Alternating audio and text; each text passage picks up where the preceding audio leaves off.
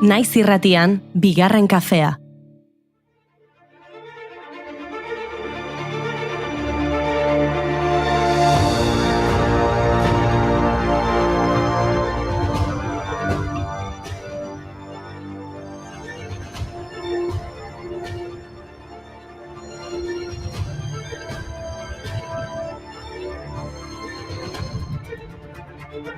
Egunon Euskal Herria haze plazerra Euskal Meteko webunean sartu, Euskal Herriko mapa ikusi eta eguzkitxoak ikustean non nahi. Gaur astelena da, urteko 260. eguna, iraileko 16. Eta guretzat lehen aldi bat. Ez baitugu sekula iraiaren 16 batean saiorik egin. Datu hau ziurrenik etzaizuet baterea jolako, baina bueno, hortxe dakizue. Ba beraz, hitz egin dezagun lehen aldiez. Eta hasteko, Jantzi Mendiko botak bagoaz dela tontorrera.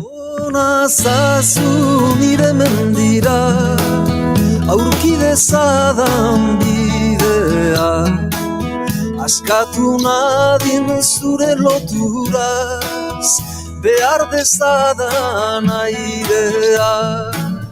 Ez nadin izan jainko lurtiarra, bai ezinen bidaidea. Igo nazazu nire mendira, zu ez baitzara nirea.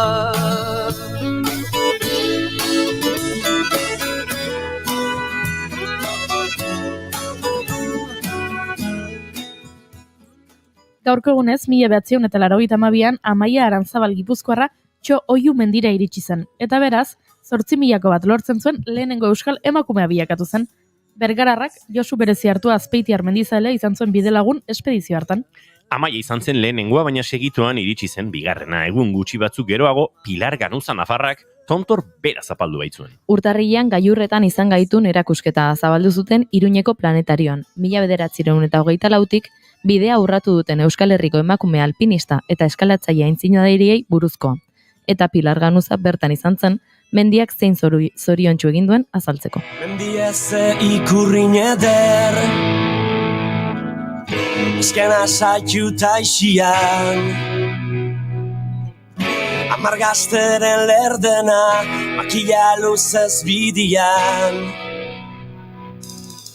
Mendi bitxidor berdiok, harin ordu askantari, dana emon bihar jako, maikedan askatasunari. Nik beste emakume aitzindari bat aipatuko dizuete orduan. Gaurko egunez jaio baitzen Emilia Pardo Bazan 1851. Idazle eta kazetari galiziarra izan zen. Egile erabat emankorra, 41 eleberri, 580 ipuin baino gehiago, 100 saio eta 7 drama eta 2 sukalde liburu idatzi zituen. Feminismoaren inguruan ere idatzi zen, garaiko gizartearekin alderatuz oso jarrera aurrerakoia azalduz. Los Pazos de Ulloa izango da ziurrenik bere lanik ezagunena, baina duela urte pare bat argitaratutako Mikino Mio bere gutunak biltzen dituen liburua da nire gustokoena. Ba beste idazle bat aipatuko dizuet nik. Noe Ito, 1923ko irailaren 16an hil zuten. Japoniar anarkista, kritikari soziala, idazlea eta feminista izan zen. Seito izeneko aldizkari feministaren editore burua. Japoniako gobernuak bere pentsamendua zigortu zuen, garaiaren aurkakoak baitziren, eta Makosaren gertakarian bere senarrarekin eta euren ilobarekin batera atxilotu eta erail egin zituzten. Que digan siempre, que digan siempre que fui cantora viviendo sueños que como todas crecí con miedo. Egun berean 50 urte beranduago beste erailketa bat, 1963ko irailaren 16an Txilen Victor Jara musikaria hil zuten. Pinochetek Salvador Allenderen aurkako estatu kolpea eman zuenen atxilotu eta Txile estadiora eraman zuten, bertan torturatu eta exekutatu egin zuten. Pedagogoa, antzerki zuzendaria, poeta, egile abeslaria eta politika aktivista izan zen Jara. Txileko kantagintza berria, Nueva Canción Chilena, izeneko musika mugimendu neofolklorikoaren bultzatzailea izan zen, eta nazioartean eragin handia du protesta bestien arloan. Txileko Estadio Nazionalean preso zeukatela, bere azken poema eta aldarrikapena idatzi zuen. Somos 5.000. 5.000 gara, hiriko zati txiki honetan. 5.000 gara. Zenbat izango gara guztira herrialde osoko hirietan? Hemen bakarrik 10.000 eskuk ereiten dute, eta fabrikak ibilarazten dituzte. Zenbat gizatasun, gose, hotz, izu, oinaze, presio moral, sarrakio eta eromenekin. En paz.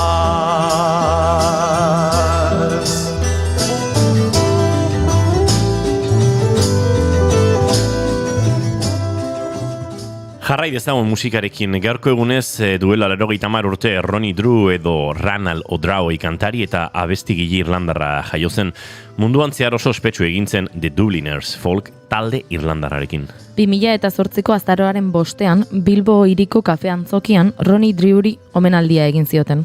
Han izan ziren Pelham Drew semea, musikari eta aktorea, Antonio Berchi, Consuelo Nerea, Joe McHugh, Gavin Davir, Sue Collins, Josu Zabala, Ajuri Agerra, Jose Angel Irigaray eta Benito Lertxundi. The Dubliners taldeak 50. urte horrena ospatu zen 2012an, eta beraz 20. mendeko musika talde iraunkorrena bihurtu zen Irlandan. Baina orduan, erretiroa iragarri zuen, Barney McKenna kide fundatzailearen heriotzaren ondorioz. I took a stroll down Broadway, meaning not long for to stay. When who should I meet but this pretty fair maid, come a traipsing along the highway. She was both fair and handsome, her neck it was just like a swan, and her hair it hung over her shoulder. Gerora ere elkartu izan dira eta guk dakigula dena ondo joan da. Ez Jane's Addiction taldearen itzulera bezala, Bostonen elkartu dira asteburu honetan, baina Perry Farrell abeslariak Dave Navarro gitarra jolea kolpatu du. Itzulera kontzertu xelebre xamarra. Taldekidek heldu eta aldageletara eraman dute, eta hortxe amaitu da kontzertua. Barkamen mezua zabaldu du taldeak sareetan, eta biharko iragarrita zuten kontzertu ere bertan behera utzi dute. Eta hoxe izango da ziurreniko Oasis taldearen itzuleran gertatuko dena. Itzulerak gainbaloratuta daude.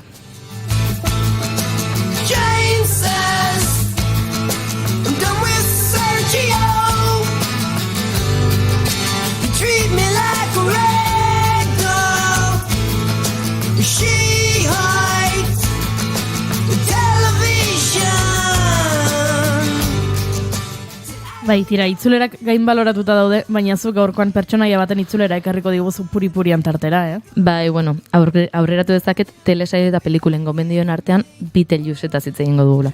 Imanol González Gurutxagak zer dakarren zinemaldia iristen ari da, eta gure aukerak eta geroz eta sofistikatuagoak dira. Bueno, agian ez, Puri-purian tarteaz gain hainbat elkarrizketa izango ditugu gurean gaurkoan. Amaia Ozerinek Loraldia Sormen Bekaren 3. edizioa aurkeztuko digu. Agian gure entzuleren batek parte hartu nahi du. Eta Atlantikaldiaren inguruan arituko gara Aizpea Otegi Michelena alkatearekin. Eta gauza gehiago gertatuko dira hurrengo 2 orduetan hemen gurekin geratzen bazarete. Iraiak 16 ditu gaur eta astelena da. Ongietorri bigarren kafera, naiz irratian zarete.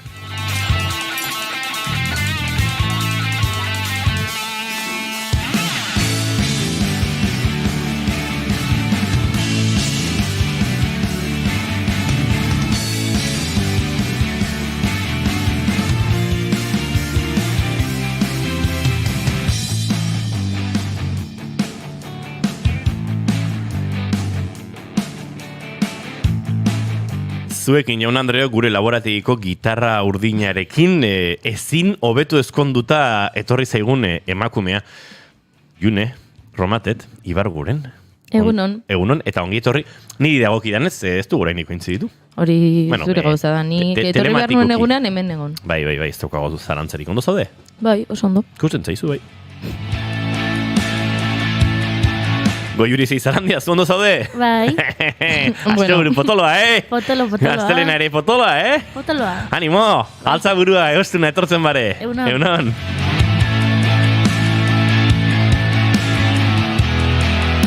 Izketan ari zaizuena, Iñigo Asensio elurbidenik, zera, astelena. Konjuntatuta etorri da Bai, gitarrarekin. egia esan, gitarra eta ilunerekin irukoa osatzen dugu.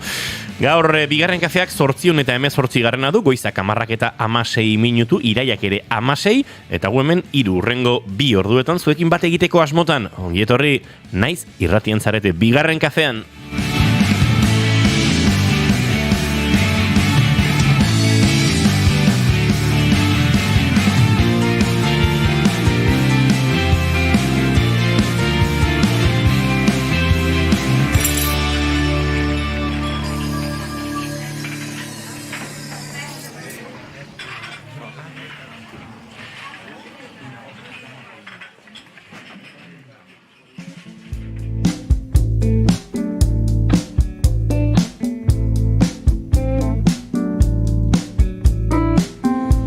Your time has come.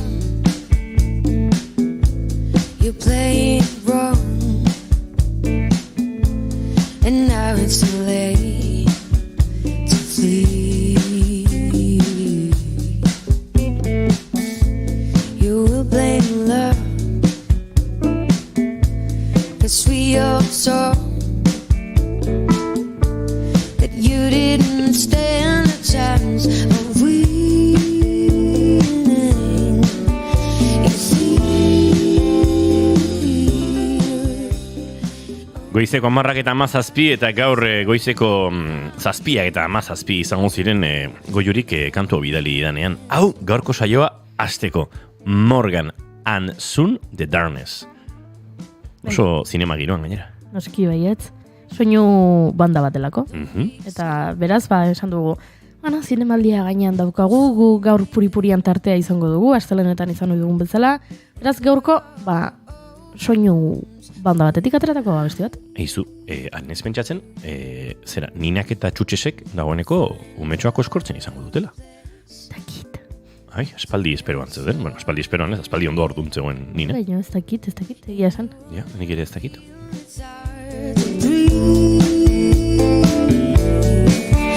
You see,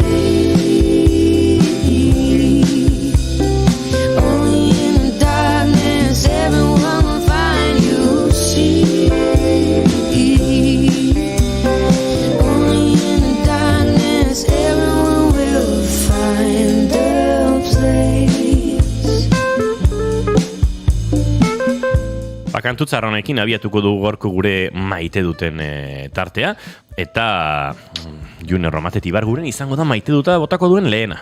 Bale, ninen torren pospozik maite dut batekin, baina maite dut ez dut batera pasako naiz, ze baiatzo gauen eta gaur goizean nik eta nire bi lagunek jaso dugu pixkat, esango genuke mansplaining pixkatxo bat izan daiteke, eta hortik doa kontua.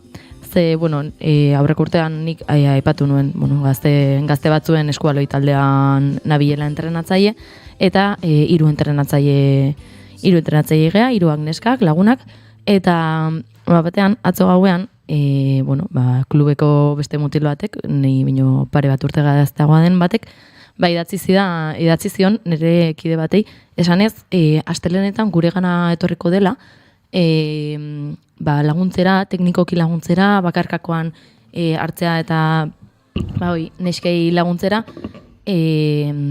eta etzegula molestatuko. Eta gure erantzuna izan zen, eskerrik asko, baina, 3 gea, 2 gaude astelenetan, eta moldatzen gea, lasai, oraingoz oso ondo moldatzen ari gea, eta ez dugu laguntzik behar, baina hala ere, kontuan hartuko dugu, eta, nahiko lasai eta ondo erantzun genion, ez ezer sortze aldera. Naiz eta barruan pentsatu pixkat igual. Guzutan ginen guiruen taldean komertxazioa zen, baina zertara datorra guztia, norke esan dio zerbait pertsona honi, eta bere erantzuna horri izan zen, baina lasai, naiz ezertan sartuko, ni bakarrik nijoa, hori, zuzentzea, laguntzea, baina bai, zuen erabakia da, noski. Eta bukaerako mezu horrekin zuen erabakia da, noski, izan da, sutu nauen, mezua batez ere, ze, proposatu ezakezu laguntza hori, haizue bira, teknikoki laguntzea behar baldin badezue, banakakoan hartzeko, eta zuek, entrenamendu eramaten ari zaten bitartean gauza txikiak zuzentzeko, jakin nipres nagola, baina ez zuzenean eman zuen baieztatzera bertan egongo zela, laguntzen egongo zela, eta lasai, naiz eta guk ez ezkoan esan, lasai baino ez dizut molestatuko hor egongo naiz. Orduan, gure esperantza gaur behintzat entramenduan ez dela agertuko. Baina bai izan da, hiruak oso haserre jarri gaituen, konbertsazioa. Ulertzeko modu. Bai. Although it's liquid and pure, the river can have whatever it wants. It can have your future, your present, your past. Once you're in its nature, the river has won. I'm a star, but the river goes on, and the river goes on, and Pulling me down. Bai, the river was pulling me down yesterday. Yesterday, the river was Gero kontatuko dizuet. Epa, festa. Nahi duzu maituta, nahi duzu nik kontatzea. Kontatu. Bai, hola, zuke ezkontza giroan akaso maite duta apoteosikoago izango duzu amaitzeko. Nire maite duta, da asteburu pasa ederra egin dugula hortezenan, eslalon piraguismoko kanal bat dago. Normalean lehiaketetan eta olimpiar jokotan ikusten diren horien antzekoa, pixka bat txikiagoa, akaso horietako batzuk baino behintzat mugimendu ezain handiekin, beste batzuen igual antzekoagoa izan daiteke, baina pixka txikiagoa bai. Eta egia esan, ur bizitako ikastora bat egitera joan gara, beste batzutan bezala, lehen aldiz etortzen zen jendeare bazen, eta horrek ere eman dio nik uste oso giro polita, batzuk pixka bat gehiago genekien, beste batzuk are pixka bat gehiago, beste batzuk pixka bat gutxiago, maila ezberdinak zeuden, eta irakasleek oso ondo kudeatu dute dena, talde ezberdinak, batzutan elkartu, eta oso guai egon gara. Oso polita izan da, gero eta neska gehiago animatzen direla hor bizitako movida hauetara, eta atzo bukaeran balorazio egiterakoan eurek ere eskertu zuten neska gehiago egotea bertan, ez? Askotan horrelakoetan, igual neska bat animatzen da, eta neska bakarra da, eta etako batzek esatzen zuen berak eskertzen zuela, nahiz oso gustora zegoen gure artean, eta baina neska gehiago egotea, eta eskertu zuten edo azpimarratu zuten, askotan autoboikot hori egiten dela, norberak egiten duela, baina gero konturatu direla, ez daukatela hor espazio bat bereganatu beharra, espazio oso naturalki emate zaiela, eta dena ondo dijoala, eta gustora, eta bia ze guai, askotan horrelakoetan ere nahi gabe gizonok, izan mansplainingerako, edo izan energia oso maskulinoak sortzeko joera izaten dugu, eta egia esan nik uste hor ere eskertzen dela, nik bintzat eskertzen dut, emakumeak egotea, ze energia hori pixka bat, gozoagoa edo hobea iruditzen zait, jende gaztea, jende heldua, gizon, emakume, asko dakiena, gutxi dakiena, oso heterogeneoa den talde bat, eta eraberean oso ondo moldatzen den talde bat egotea, asteburu pasa egin duguan furgonetekin, zerbait kozinatzen, eta batez ere uretan ordu pilo bat sartzen, egur hartu dugu, eta nik atzo arratsalde partean azken saiotxo bat egin nuen irakasletako batekin, ja denak martxa egin zuten, batzuk Asturiasetik zetozen, besteak Aragoi ingurutik, eta erabaki genuen raftingeko balsa txiki bat bagenuenan, jolasteko eta ibilizena, eta jetxira atzuk egitea probatzeko. Eta egia esan nahiko traketx, lehenengoan ez oso ondo, bigarrengoan ere ez oso ondo, baina hirugarren jetxira egiterakoan, nik lehenengo jauzitxoa eta gero korronte hartzerakoan, ez da izen mugimendu egin zigun, eta erori nintzen, erortzerakoan ura ere bota nuen, irakaslea, eta hor, sortzen den korronteak normalean azpiruntzera ematen zaitu pixika bat, ez asko, eta txalekoak gora ematen zaitu, orduan, sartzen zaitu azpira, baina nire goruntzateratzen hasi nintzanean barkua gainean nuen. Eta oso sentsazio ez erosoa eta agobiantea da, arnaz hartzera atera behar dut momentu horretan, zure buruaren gainean barkua sentitzea. Barkua posizio normalean zegoen. Barkua erabat iraultzen balin bada, askotan hor badago espazio bat, nun akaso arnaz hartu dezakezu, baina bestela ez. Eta momentu hartan, pentsatu nuen, hau berria da. Guke kaiakarekin, piraguarekin, askotan urazpien pasatzen ditugu tarte luzeak, eskimotajea ondo egin arte batzutan korronteak eramaten zaitu eta gero egiten duzu, eta arna sartzen duzu, baina baduzu lasaitasun bat, eta da, nahi duzun momentuan, askatu eta igerian aterako zarela. Normalean, aukera honena da, zuk zer horre buelta ematea, piragua gainean seguro gozaude, baina irizena momentu bat, amore eman dezakezun, eta igeri egingo dut, eta lagunduko diate, eta lekidek eta bar. Baina kasu honetan, sentsazioa berezia zen, ze zintzenen atera. Eta orduan, eta hau da pixkan maite duta oso garrantzitsua horrelakoetan gauzak nolabait jakitea edo entzun izan, ez? Nik enuen inoiz horrelako esperientziarik izan, leizta raftinan pare bat aldiz ibili nahi zen, baina behin Italian aritz bihitez lagunarekin rafting egiten kontatu zidan, bueno, egoerarik arriskutsuen edo pixka eta agobiantenak direla norbait barkuaren rafting balsaren azpian geratzen denean, ze zindatera, eta bueno, hor, bilatu behar da, balsan zehar eskuekin irten bidea. Bale, ikasi dugu urte hauetan pirauan ere, urazpian denbora bat pasatzen eta lasaitasuna mantentzen, hemen plana da, eskuekin bultzatzen joan baruzula barkuan, nolabait atera arte. Baina batean beste ur jauzi bat zetorren, orduan, ara jo ginean, arroken kontra pixka dola bizkarrarekin jo nuen, txalekoak hori amortibatzen du, ur jauzitxo horretan ruloan sartzerakoan berriz ere pixkat berago sartzen zara, eta berriro ateratzakoan, konk, berriro baltsa. Eta ja, badara matzu, 8-10 segundu, normalian hemen kanpoan apnea batean oso errex eramaten direnak, baina urazpien zaudenean oso luze egiten direnak. Eta esan nun, bueno, gutxi gorara kokatu nintzen, bale, bigarren ur jauzia eta gero nago, hemen badago, 15 metro 3. arte. Eta orduan horasi nintzen eskuekin, atera nintzen, ikusi ur jauzia bazetorrela, baina ja, bueno, behintzat balsari heldutan egoen, berriz ere, eskabera, urpixka tragatu, bueno, askatu nuen, eta claro, irakaslea bitartean ere, barkua heltzen, eta berni non nebilen, eta pixkate, hola, eta atera nintzenean, ja, lekula saia itxi ginen, berak igo nindun, bera dagoeneko barku gainan zegoen, eta ondo, Dani, bai, baina, ostra, balsazpian metro batzuk egin ditutan. No jodas, Dani, bai? Ostras, gero entrevista egin behar dugu, ez da askotan gertatzen, eta, bueno, uste dut importante dela, jakitea gerta daitekela, eta horlakoetan, lasaitasun puntua mantendu behar dela, jakin behar dela egoten, pixkanaka momentua bilatzen, eta hori maite dut, inoiz hitz egin zidatel horren inguruan, eta momentu horretan lehenengo pentsamendua izan zela, hau berria da, eta bigarrena, ostras, honi buruz badakizu zerbait, entzun duzu, badakizu zer egin behar den, naiz eta inoiz ez duzun egin, beraz, lasai. Eta, bueno, ala moduz edo, lasaitasuna mantendu genuen. Gero, asarretu egiten da, joaten denean piraguarekin ez dakin nora oporretara, eta ez du erantzuten, 24 ordutan, guk kezkatu egiten gara, eta gainera bera da asarretzen dena, eski kezkatzen zeriti, eski ez ditu lertzen zatik zaden kezkatuta, eski ez diazu epaken usten. Barkatu, nik hori ez dut inoiz esan. Nik izan dizuet, abixatu dizuet, bizpairu egunetan ziurrenik kobertura gabe, estaldura gabe egongo naizela. Beraz, lasai, zorri gertatzen balin bada, abixatuko dizuet poliziak ez kezkatu.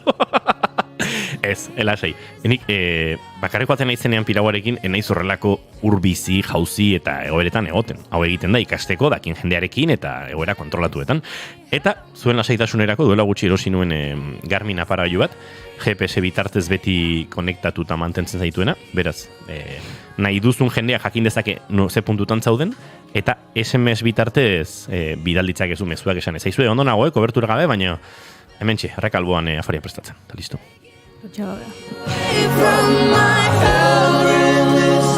Eta aurreratu behar dizuet, badagoela euskal piraguista bat, Laister Norvegian Tromsotik egoalderaino, euskal balezalen bideari edo jarraituta trabesia luzean egin behar duena, eta bigarren kafean arekin aritzeko aukera izango dugula atozen hilabeteetan, beraz, atoz piragua dosiak gurera. Bestetik Angelez Josu iztu eta badabil, kanoa kanadiense batekin orain Frantziako kanaldu midi edo zeharkatu nahian, beraz, izango duzue, kirol zoragarri honen berri, saio honetan, hemen kafea eta piraguak. Hori egiten du. Zeina zure maitu dut, Goiuri? Bueno, hemen idatzi dute txatean, ez? Gorkak dio, zer moduz ezkontza, Indiokarrak dio, Goiuri, ezkontza ongi, ez da? Ez dakit zer esan nahi duzun horrekin, Indiokar, ez dakit izango denagian lo aurpegia dudalako, baliteke, izan liteke, oso litekeena da. Baina bai, larun batean ezkontza izan nuen, nire bi lagun min ezkondu ziren, Maialen eta Erlantz, eta nire maite duta gaurkoan beraientzat, ezkontza izan zelako, izugarria. Ezkontzek badute, ezagit gustatzen, ez zaidan alderdi bat, ez da, agian batzuetan izaten direla, sentitzen dut ezkontzetan gauza batzuk egin behar direla alabeharrez, eta bikote askok egiten dituztela alabeharrez, naiz eta ez datozen gauza hori ez datorren bat beraiekin edo horrela, baina ezkontza hau izan da hain ederra eta hain beraiek, hain Maialen, hain Erlantz, izugarria izan zela. Donostian izan genuen segurako eguraldia, azkenean eguzkia atera zen, eta ederto ibili ginen, oso inauteri giroko ezkontza bat izan zen, oso inauteri zalea da Maialenen familia, Maialen bera, eta beraz inauteriak oso presente egon ziren, Tolosako inauteriak ezkontzan, egon zen ez dakit, txaranga bat egon zen, inoteritako abestiak jotzen, serpentinak non nahi, bueno, oso inauteri giroko ezkontza bat izan zen, eta hori Tolosarrontzat, beti ondo. Eta hori esain nahi nuen, gaurko maite dutetan, maite ditu dela beraiek, maite dudala ikustea zenbat maite duten elkar, ze oso polita da, eta oso ondo pasatu nuela, eta berriro nahi dudala, errepikatu nahi dudala. That's what it's all about. Getting ready for the journey. We're gonna shake it out. Oh, no matter where you go, doesn't matter where you're getting, babe, off the road. Oh, I wanna see much more. Doesn't matter where you're going, keep on driving, take another road.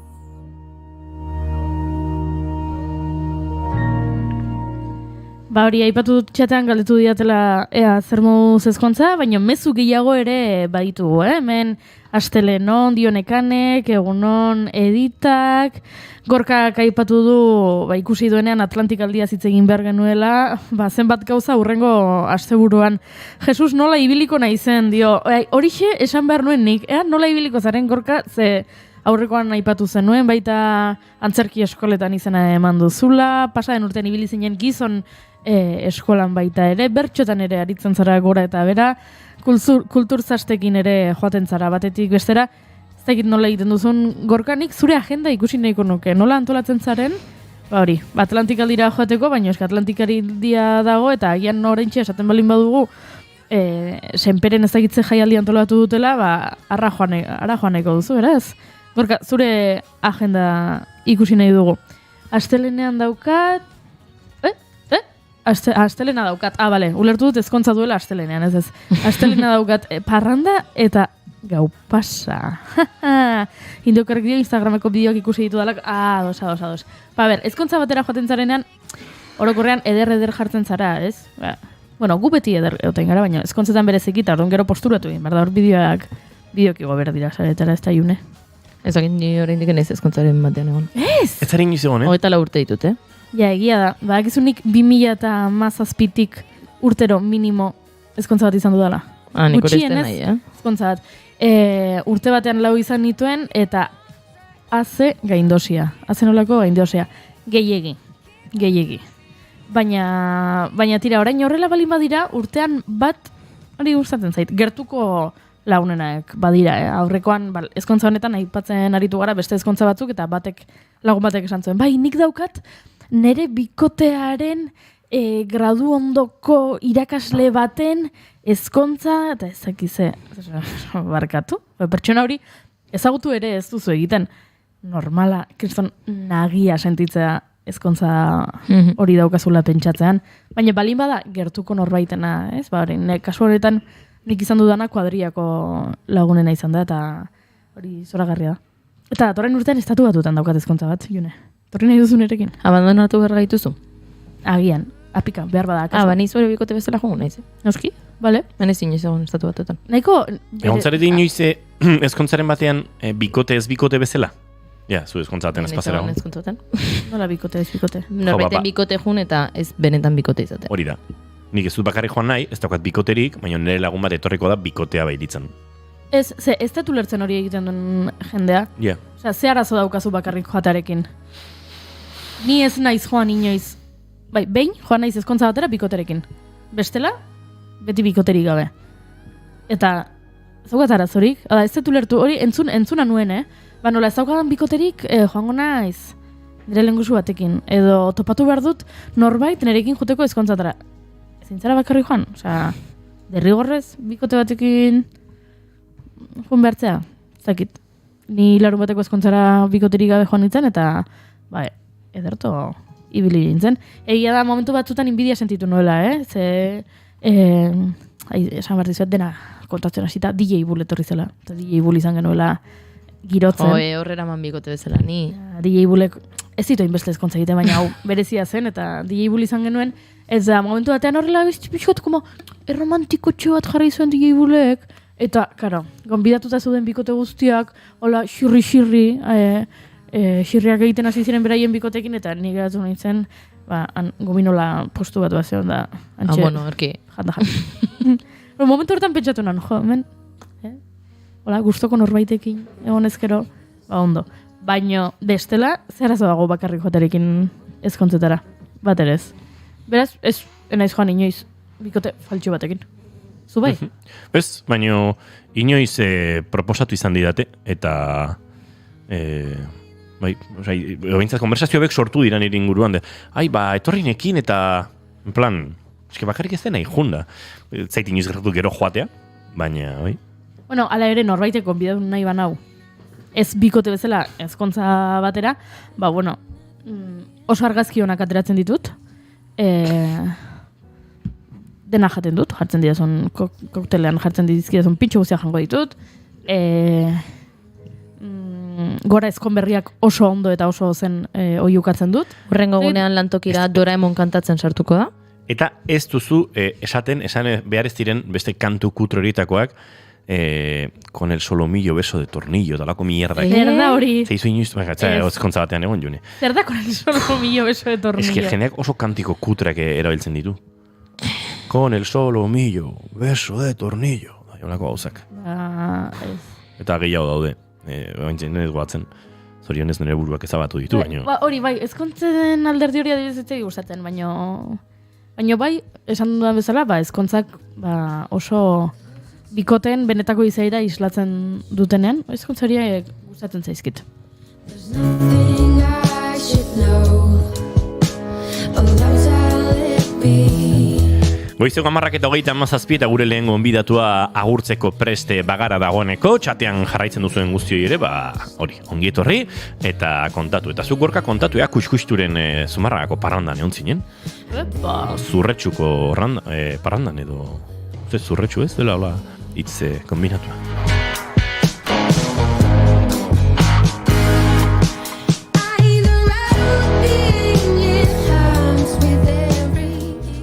Urtebetetzeetan ohikoa izaten da opariak jasotzea, gurean behintzat. Are gehiago urte muga borobilak direnean, adibidez, 10 urte egiten dituzunean. Duela 10 urte jaio zen Loraldia Festivala, euskaraz sortzen diren kultur adierazpen anitzen topalekoa. Beraien hitzetan Loraldia agente dinamizatzailea bilakatu da, eta sortzaileak zirikatu izan ditu lurralde berriak ikertzeko. 10 urte egin ditu esan bezala, baina urtebetetze honetan, jaso beharrean, emateko prest dago Loraldia.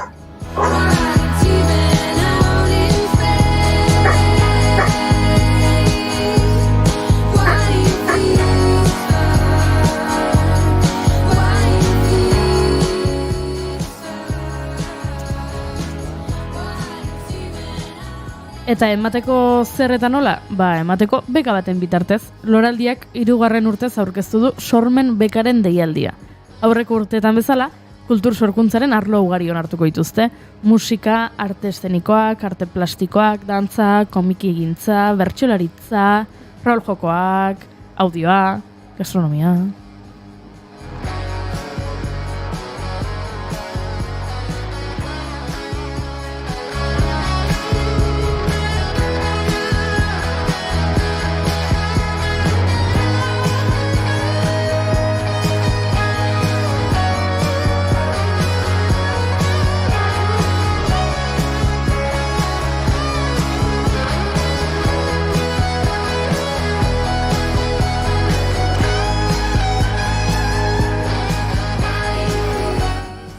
Eta sormeen deialdia hau aurkezteko, haien gure entzuleren batek parte hartu nahi du, Amaia Ozerin gonbidatu dugu gurera.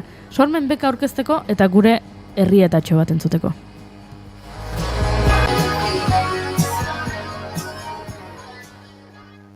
Egunon, Amaia. Egunon. Amaia, esan dut, sormen beka aurkezera zatu zela, baina herrieta ere egin behar dizugula. Bueno, zuri ez, baina aitortu behar dizuet, gure entzulei aitortu behar diogu, Loraldia beka ezagutzen dugula. Loraldia bekan izena eman nuela pasaden urtean. Eta ez nuela Loraldia beka irabazi, Amaia, zer da hau? Agian oraingoan, saiatu. Agian oraingoan, ze oraindik epe barruan nago, azaroan jakingo dugun nork irabazi duen sormen beka hau, beraz, oraindik izena eman dezakegu. Bai, urriaren 18 arte, aurreko astean zabaldu zen izena emateko epea, eta urriaren 18 arte oso erraz egiten da, gainera online egiten da, eta inprimaki bat besterik ez da bete behar eta dokumentu bat erantzi, eta horrekin parte hartzea zabalik dago. Aipatu dugu 3. edizio hau dela, beraz, geroz eta jende gehiagok ezagutuko du beka hau, baina agian ezagutzen ez zuenarentzat laburpentxo bat egin genezake. Aipatu dut nik kultur arloko sektore asko onartzen direla, ez? Izan musika, arte eszenikoak, arte plastikoak, dantza, bertsoaritza edo dana dalakoa, baina inguru digital batean izan behar du, bai ala bai. Hori da, baldintza nolabait nagusiena hori da. Ingurune digitalerako sortutako euskarria, baliabidea, edukia izan behar duela. Ez da bakarrik demagun musika disko bateko iztea eta esatea digitalean aurkeztuko dela, baizik eta berez digitalerako sortzen den zerbait izan behar du. Bagian, websail bat izan daiteke, ez? Telesail bat, baina online aurkezten dena edo podcast bat agian. Hori da. Izan dezake isla fisikoa edo, gainera saiatzen gara gero festivalean aurkezten dugunean bekak hartu duen sortzaile horrek nahi baldin badu fisikoan ere egiteko zerbait, baina helburua digitala denez, zuk esan duzuna, webserie bat, komiki digital bat, podcast bat, espektakulo digital bat, streamingez egindako baliabideren bat, horrelako zerbait. Esan dut, 3. edizioa dela, ez dut aipatu, sariak edo beka honek zenbateko duen, 10.000 euro lortuko ditu beka honen irabazleak, eta aurreko 2 urteetako irabazleak ere aipatu nahiko nituzke. Lehenengo gorputza atzean utzi, eta bestela hitzaurrea izan dira aurreko edizioetako proiektu irabazleak. Beka honen lehen edizioan, Euskal Herriko Unibertsitateko irakasle talde batek sortutako gorputza atzean utzi egitasmoak irabazi zuen. Eta 2024ko martxoan Loralia Festivalaren 10. edizioan aurkeztu zen, Amaiak esan duen bezala, saiatzen direlako aurkezpen hori orduan egiten. Gorputza atzean utzi egitasmoaren arduradunak Euskal Herriko Unibertsitateko irakasle talde bat izan ziren, esan dudan bezala, Josu Rekalde, Katixa Agirre, Enrique Hurtado, Izarnoi Arzabal eta Patxi Azpillaga. Jasotako proiektuen artean, hauxe izan zen irabazlea, eta proiektua zuzeneko lan performatibo batez, sare sozialez eta YouTubeko 7 kapituludon serie batez osatuta dago, aipatu dugun bezala, ingurune digitalean egin behar delako lan hau. Gorputza atzean utzi, hori izan zen lehenengoa, eta hitzaurrea pasaden urtean irabazi zuena. Hitzaurrea egitasmoaren atzean Pistifaktoria ideien laborategia eta fikzio fabrika taldeak daude. Eta Irati Agirre Azkuenaga, Xeber Landabidea, Eneko Lazabal eta Mikel Ailon dira taldekideak. Beraz, badakigu aurreko urteetan nork irabazi zuen, aurtengoak horrek pista batzuk ematen digu aurtengo irabazleak zer nolako estilokoa izango den, Amaia? Ez, zabalik dago deialdia eta proposamena, eta beraz ez dago arazorik edozein sortzailek parte hartzeko, edo naiz eta kultur sektoreko sortzailea ez izan, badira adibidez izan dira aplikazioak aurkeztu izan dituzten garatzaileak edo dana dalakoa. Baldintza bakarrak dira euskaraz izatea eta digitala, ingurune digitaleko euskarri baliabide edo edukia izatea. Lehenengo edizio hartan 16 proiektu aurkeztu ziren, bigarrenean 19, aurreikusi dezakegu beraz, aurtengoan gehiago izango direla urtez urte. Zer da 3. edizio honetan esaten da askotan, ez? 3. nahi danez, 3. edizio honetarako zer ikasi duzue aurreko edizioetatik? Esan bezala, arazoak izaten ditugu, jendeak ez duelako oraindik ondo ulertzen ingurune digitalaren baldintza hori, ez? Eta batzuk aurkezten dute demagun ipuin bat, edo literaturlan bat, edo teatrolan baten gidoia, eta ez da betetzen nahi dugun helburu hori, ez? Gure helburuak dira alde batetik euskarazko sorkuntza digitala sustatzea eta sortzaile digitale horien lana nolabait plazaratzea, eta beste alde batetik, lehenengoarekin lotuta jakina, ingurune digitalean euskarazko lan gehiago egotea.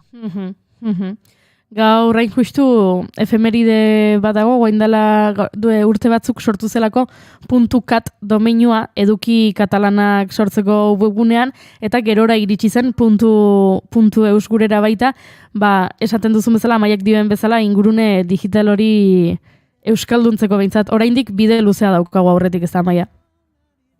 Bai, bide luzea daukagu, eta batez ere kultur eta sormenari dagokionez, badaukagu zeregina, ez? Nolabait hasi gara euskaraz interneten bai materialak eta euskarriak eta baliabideak sortzen, baina orain falta zaiguna da hori jatorrizko sormen horiei nolabait plaza bat eskaintzea be bai. Aipatu dugu 10.000 euro direla eta azaroan jakingo dugula nork irabaziko duen. Gerora urtebeteko epea izango da proiektua gauzatzeko? Hori da. Aurkezten diren lanak ez dira zertan behar sortuta egon behar. Baizik eta ideien ekaitza nahi dugu oraingoan, ez? Eta nolabaiteko plangintza bat, aurrekontua, lan egiteko metodologia bat, baina gero urtebeteko epea egongo da hori garatzeko. Gainera guk Loraldia taldeko nolabait bide horretan lagundu egingo dugu eta urtean zehar zenbait hartu eman izango ditugu nolabait lan hori bideratzeko. Nola aukeratzen da irabazlea? Agian ezin da aipatu, baina pentsatzen dut hor talde bat egongo dela epaimai gisa, agian pribatu eta sekretua izaten da, beste sari batzuetan bezala, baina agian aipatu daiteke eta nik beraz galdetu egiten dut. Bai, Loraldiako 4 kideok gaude talde horretan, eta esandako 2 irizpide nagusi horiek ikusita, gero irakurri egiten ditugu aurkeztutako txostenak, parte hartzaileek aurkeztu behar dutelako nolabaiteko proiektuaren inguruko memoria bat, ez?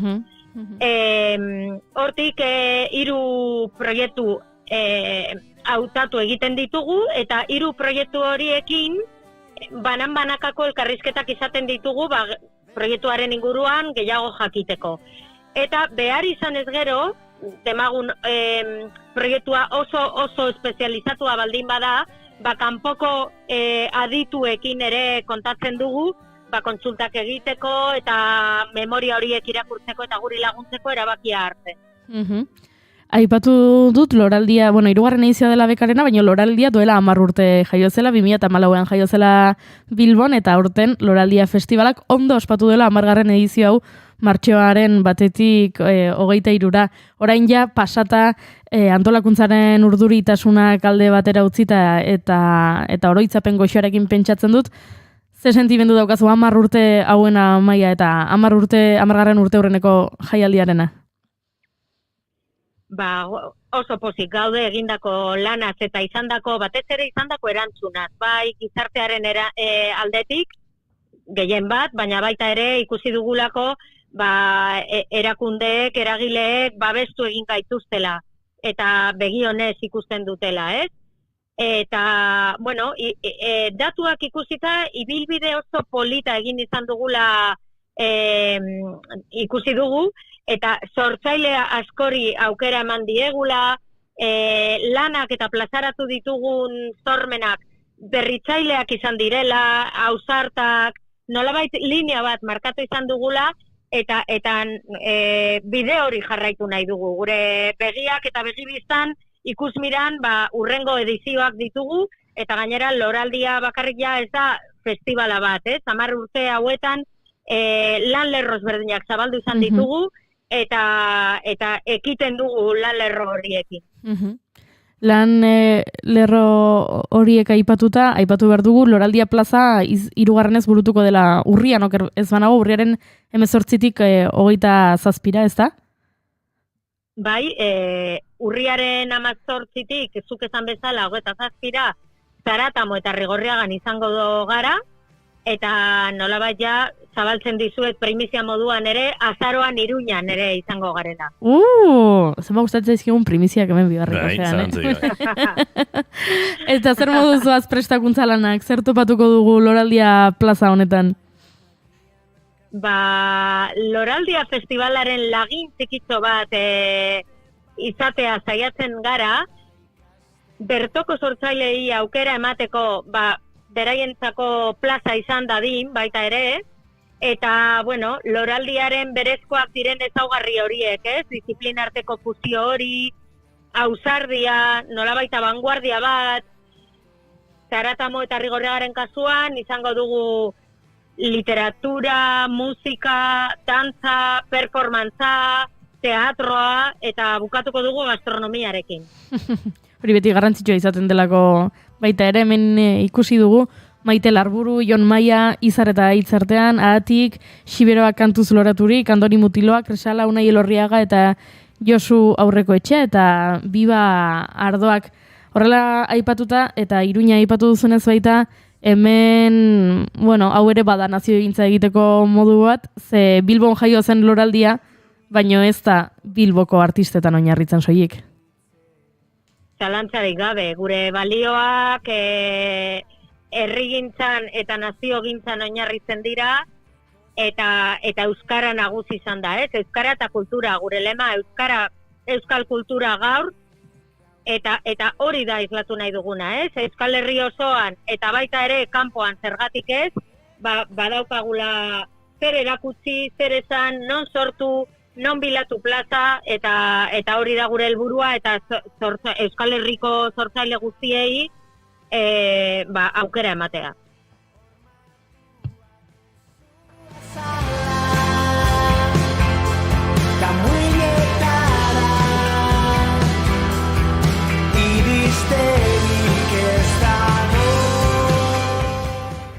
Eta hemen zaitugu Amaia, beraz, aipatu beharko dugu lorazaina kontzeptua zer den, ez da gure entzulei deialdia egingo diogu lorazain izateko. Zer da lorazain bat? Zer egin behar dugu lorazain izateko eta zer lortzen dugu lorazain izan da?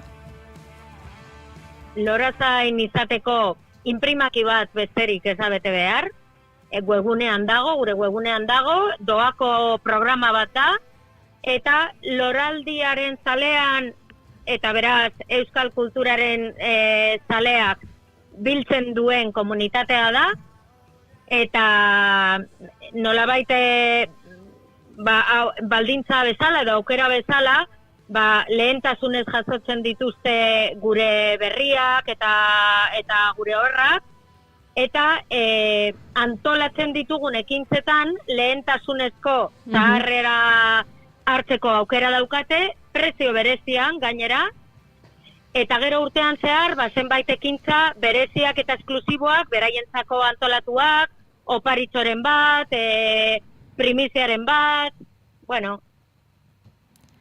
Gainera honek gauza on badauka, zu gero joaten zarela poteatzera lagunekin edo bazkaltzera, eta norbait aurkezten dizute eta galdetzen dizute zer egiten duzun, eta esan dezakezu kexoni goiuri naiz eta lorezaina naiz. Eta horrekin ja, konbertsazioa hasten da, eta lorezaina eta nolatan, eta hor azaltzen duzu, eta jak irabazita dauzkazu lagun berriak egiteko modurik onena da.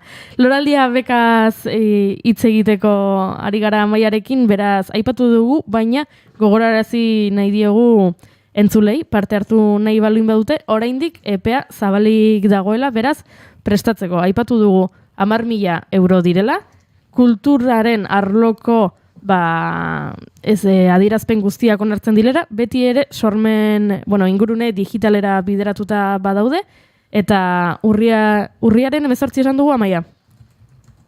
Urriaren 18, bai. Urriaren 18 arte parte hartzeko aukera izango dutela gure entzuleek, eta gero, parte hartzen balin baduzue, kontatu guri, ze guri jakita gustatzen zaigu, eta agian, Amaia, ni oraindik nola aserren nagoen, Loraldiko bigarren... Aserre dioz, ze onartze txarra daukazunez? Aserren nago. Ez, bagizu zergatik? Claro, guk hemen, maitasun handiz, proiektuak egiten ditugulako, eta orduan, noski aserretu egiten zarela, ze hainbeste gogo eta irrika eta maitasun jarri duzu proiektuari, gero, klaro. June, esai duz zerbait, mesedez. Pixka dramatika. Bai. Dramatika esnatu zegoen. Dramatismo puntu bat jarri bartzaiola kontu honi. Tira, entzuleok, kontatu... Urtean bakarra daukagu, eta Bai. hautatu behar. Entzuleo, kontatu dizugun guztiaren xehetasunak ere badituzue Loraldiaren webgunean, beraz, entzun duzuen honek guztiak erakarri bazaituzte, eta lorezain izateko plana bururatu bazaizue, edota proiekturen bat Loraldia bekara orkesteko, sartzaitezte loraldia.eus webgunean, eta bertan, Amaia Ozerinek azaldu digun guzti honen xehetasunak, parte hartzeko bideak eta bestelakoak ere, topatzeko aukera izango duzue. Amaia Ozerin, bigarren kafetik berriz ere plazer bat, zurekin kafetxoa hartzea, jarraitu hor lanean, eta izango duzu akaso Goiuriren berri, espero dut maitasunez izatea. Zaindu asko. Eskerrik asko. Agur.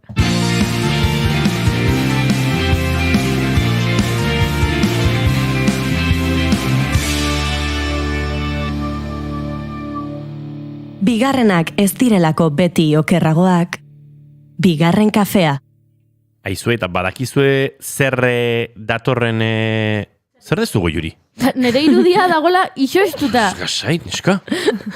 Ari nintzen, mugitzen alde batera eta bestera, ea kamarak jarraitzen nindu. Zer dramatismoa? Zer dramatismoa, ez da dramatismoa? Ikusten un... Nik ikusten un alde batera eta bestera hasieran ulertzen gero ikusiet irudia. Nire nintzen bitatzen, erori da emisioa, bomba nuklear batek gure antenak izorratu ditu. Lezakit, benetan guk ikusten duguna ikusten duten, bideoz jarraitzen gaituztenek, baina jakiteko Goiuri da bilera mikroaren inguruan bueltaka. Ikusteko irudia mugitzen zen, baina, bale, ongo nahi hemen geldik, ez dute zer esango, bale, jasa. Agur. Dramatiko xamara etorri zaigu, Goiuri gaur baina berdin digu. Ze ondo, Bai. Ondo izatea. Zer zamertzen un inigo benga, zizeala? Badatorrela zinemaldia. Ara? Ostiral honetan Donostiako gure laborategi berezirik egongo gara, nahi zen Zurriolako estudioetatik, bertan aritzen gara urtero zinemaldian, bertan aritzen gara urtero turra kontatzen, eta gaurten ere, bagoaz zinemaldia datorrela. Eta non egongo gara?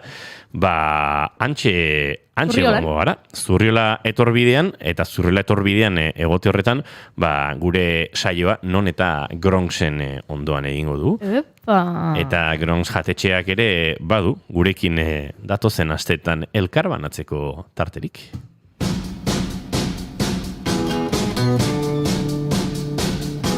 Badator 72. zinemaldia eta bigarren kafean indarrak Gronx jatetxean hartzen ditugu. Zurriolan, kursalaren pare-parean, zinemaren izarrak nazioartekoak dira, baina janaria bertakoa 0 kilometrokoa.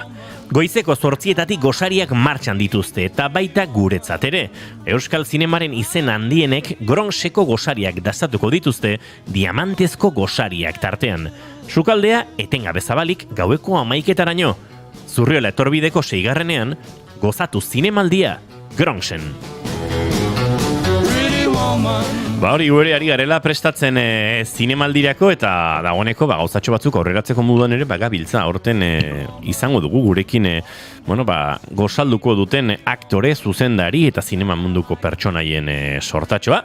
Gronxen gozariak dastatuko dituzte gainera, gure gonbidatu horiek eta antxibiliko gara. Dagoeneko zuke Goiuri ikusi beharreko pelikulen zerrenda. Dagoeneko zuko saldu duzu pentsatzen nuen, esan nuela. Bueno, hori ere ingo zenuen, ez? Zainitzen pentsatzen aurrekoan Gronxen talo bat januela eta laizter datorrela zinemaldia eta egingo duan lehenengo gauza talo hori jate izango dela. Gronxen gauz asko goxoak, Bai, eta gozaritik afariraino. Ani biliko gara eta gainera Gronxeko lagunak bisitatuko ditugu eta haitzi berri bon eta ez da Ramon ere handik ibiliko den, baina egia esan, beti iristen gara gogotxu, badelako zinemaldia oturra edo zerbait berezia egiteko aukera eta gogotxu, antxe Gronx ondoan, badelako etxean egotea bezala. Bai, baina etxean egotea bezala da? Baina lutxuzko etxe batean. Bai, oso leku ederra da. A ber, zetxe, A ber. Bai. Ideal izan ez ditut horrelako etxeak ikusten, Ez, baina diamantezko gosariak sekzioa egiteko, uste dut oso aproposa. Bai. Pretty woman, say you'll stay with me, 'cause I need you, I'll treat you right. Horixe, zinemaldira iritsiko gara datozen egunetan, ostiralean, baina orain iritsi behar dugun tokia bestea da. Naiz Irratia Estudio Zentralak, bai, joan den astean programazio berri guztia aurkeztu genuen bertan, eta egunero bezala, aragoaz azken ordukoaren bila. Egoi Belategi, egunon? Egunon baita zu ere, aspaldiko partez zuekin bigarren kafean, eta azken ordukoen berri emateko. Lehenik eta behin nabarmendu behar, Pelikot auziaren baitako beste auzi saio bat atzeratu egin dutela. Izan ere, Dominik Peliko, ia 10 urtez, emaztea drogatzen zuen senarra, Giselle, konorterik gabe eskaini eta beste dozenaka gizonek bortxa zezaten, eta ez da gaur goizean Abinonen epaitzen ari diren audientzian izan berriz ere, osasun arrazoiak argudiatuta besikulan harri bat eta giltzurruneko infekzio bat dituelako antza denez. Askok diote ea hau guztia trikimailua den epaiaren aurrean ez agertzeko. Pelikoten gizonaren abokatuak berretsi du ordea, ez dela trikimailurik benetako osasun arazoak dituela eta laster behar bezala frogatuko dutela hori. Esan bezala Pelikot auziaren auzi saio berria berriz ere bertan bera eta auskalo noiz arte azken 3 baita ere atzeratu egin ziren eta gainerakoan Venezuelan atxilotutako 2 bilbotarren inguruko erreakzio gehiago badakizue 2 atxilotu dituzela CNIren kolaboratzaile izatea egotzita. Bada azken erreakzioa PSetik heldu zaigu eneko Anduez idazkari nagusiak esan baitu Espainiako atzerri ministerioak kudeak eta egokiak egiten ari dela Venezuelan CNI Espainiarrarekin lotura izatea egotzita atxilotu dituzen 2 euskal herritar hauen egoera konpontzaldera. Onda Baskan hitz egin du. De estos 2 bilbaínos, desde luego yo sé, me consta que desde el Ministerio de Asuntos Exteriores están haciendo las gestiones oportunas a través de la diplomacia para resolver este asunto, ¿no? Yo creo que desde luego Venezuela está en una situación complicada y nosotros, desde luego, tanto como partido como gobierno, desde luego hemos demandado en todo momento. Onda Baskan egindako elkarrizketa horretan, PSeko buruak elkartasuna agertu die atxilotuen senidei, gardentasuna exigitu du eta baita Venezuela defizit demokratiko bat duela esan ere. Hori bai ez du gezurtatu edo ukatu 2 atxilotuak CNIkoak izan daitezkenik. Hauexek azken ordukoak entzuleok eta errepidetara begiratu, zagur esango dugu. Bidelanak aurreratu behar, gaurko 9:30 6 bitarte AP bat errepidea itxita egongo delako 2 norantzetan 134 eta 156 kilometroen artean, bidelanak direla eta desbideratzeak behar bezala zehaztuta Gipuzkoa 627 errepidetik Eibar eta Bergar artean. Gainerakoan bidelan gehiago ere topatuko dituzue, Nazional 622 errepidean kasunetan Gasteiz parean, eta errei bat itxita duzue bertan Madrilerako norantzan. Gainerakoan arazo gehiagorik ez, beraz konexio berriz ere bigarren kafeari, eta gure aldetik eguerdik 12 bueltan, informazioaren arieren bigarren edizioa. Eskerrik asko Egoi Belategi, guk aurrera egingo dugu hementxe, bigarren kafean.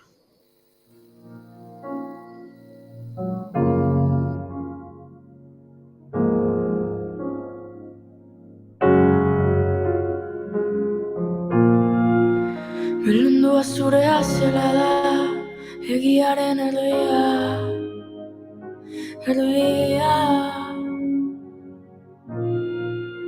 Baina bestek zapaltzen dutela da, egiaren beste albia.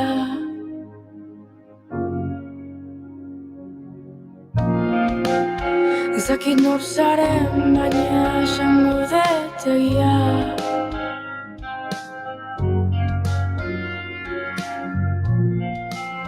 Negarrez ikusi zintuala, eta hau da bizia, hau da bizia.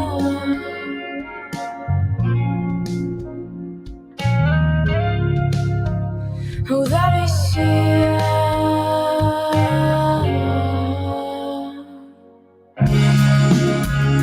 Kontuz kantu baten bizia, aldatu abizu gaur. Kontuz kantu baten bizia, aldatu abizu gaur. Denbora makina izango bagenu, gure herriak nola aldatu diren ikusteko aukera izango genuke. Eta nik 1600 urteko Orereta Errenteriara egingo nuke salto. Gaur egun plazak, kaleak eta etxeak dauden tokian, itsasoa besterik ez ikusteko. Egunero igarotzen dugun Madalena kaleko portua ikusteko eta herriaren bizitzeko era nola aldatu den ezagutzeko.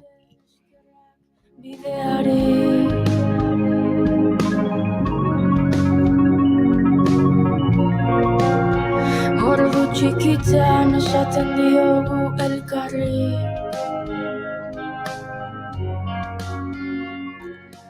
Hala da, bai, gaur egun ibaia dugu Orereta Errenterian, baina urteak atzera eginez gero, portua zegoen.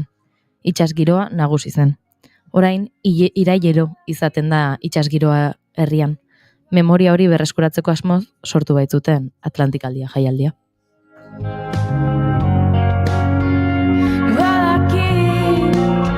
Hemen gaude, noiz baita leiteko berriz, aleiteko berriz.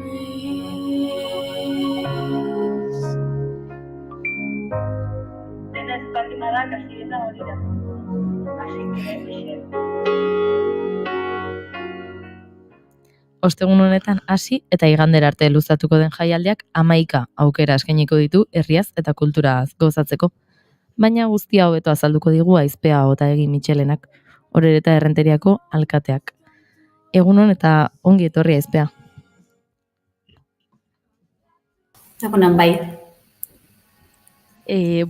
Hasteko 2014 urtean sortu zen jaialdia eta aurtengoa beraz 11. edizioa izango da. Nola aldatu da hasieratik ona? Bueno, egia esan zuek esan bezala dagoeneko ibilbide heldua esan dezagun daukala Atlantikaldiak, 11. edizioa dugu.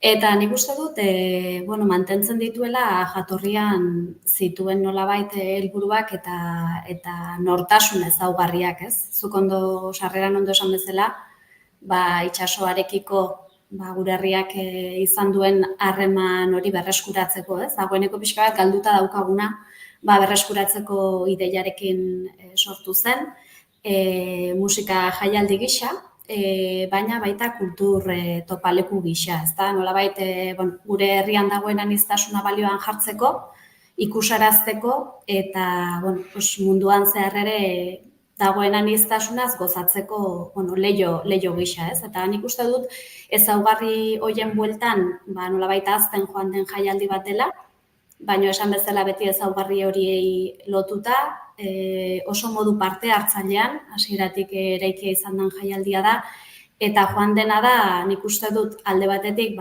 jarduerak gehitzen, aurtengo edizioak 50-etik gora ekitaldi dauzka, askotarikoak gainera, eta joan da nolabait esparru desberdinetako elementuak gehitzen, eta gero nik uste dut badela jaialdi bat ezagutzera eman dena, eta gero eta jende gehiagok ezagutzen duena, ez?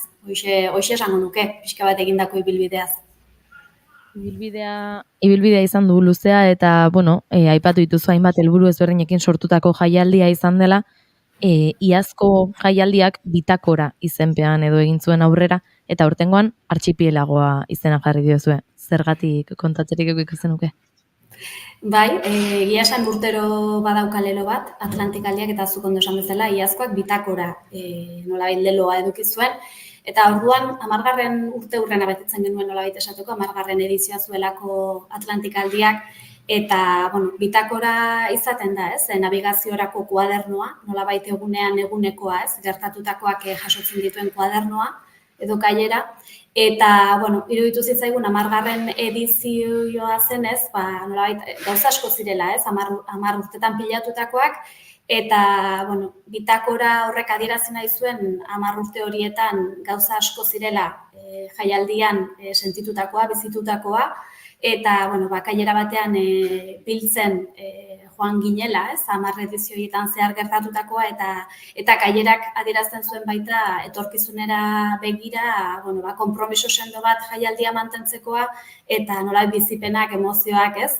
Realitateak kailera horretan biltzen jarraitzekoa, ez? Nolabait iraganari egiten zion keinu eta baita etorkizuna idazten jarraitzeko borondate garbia islatze zuen.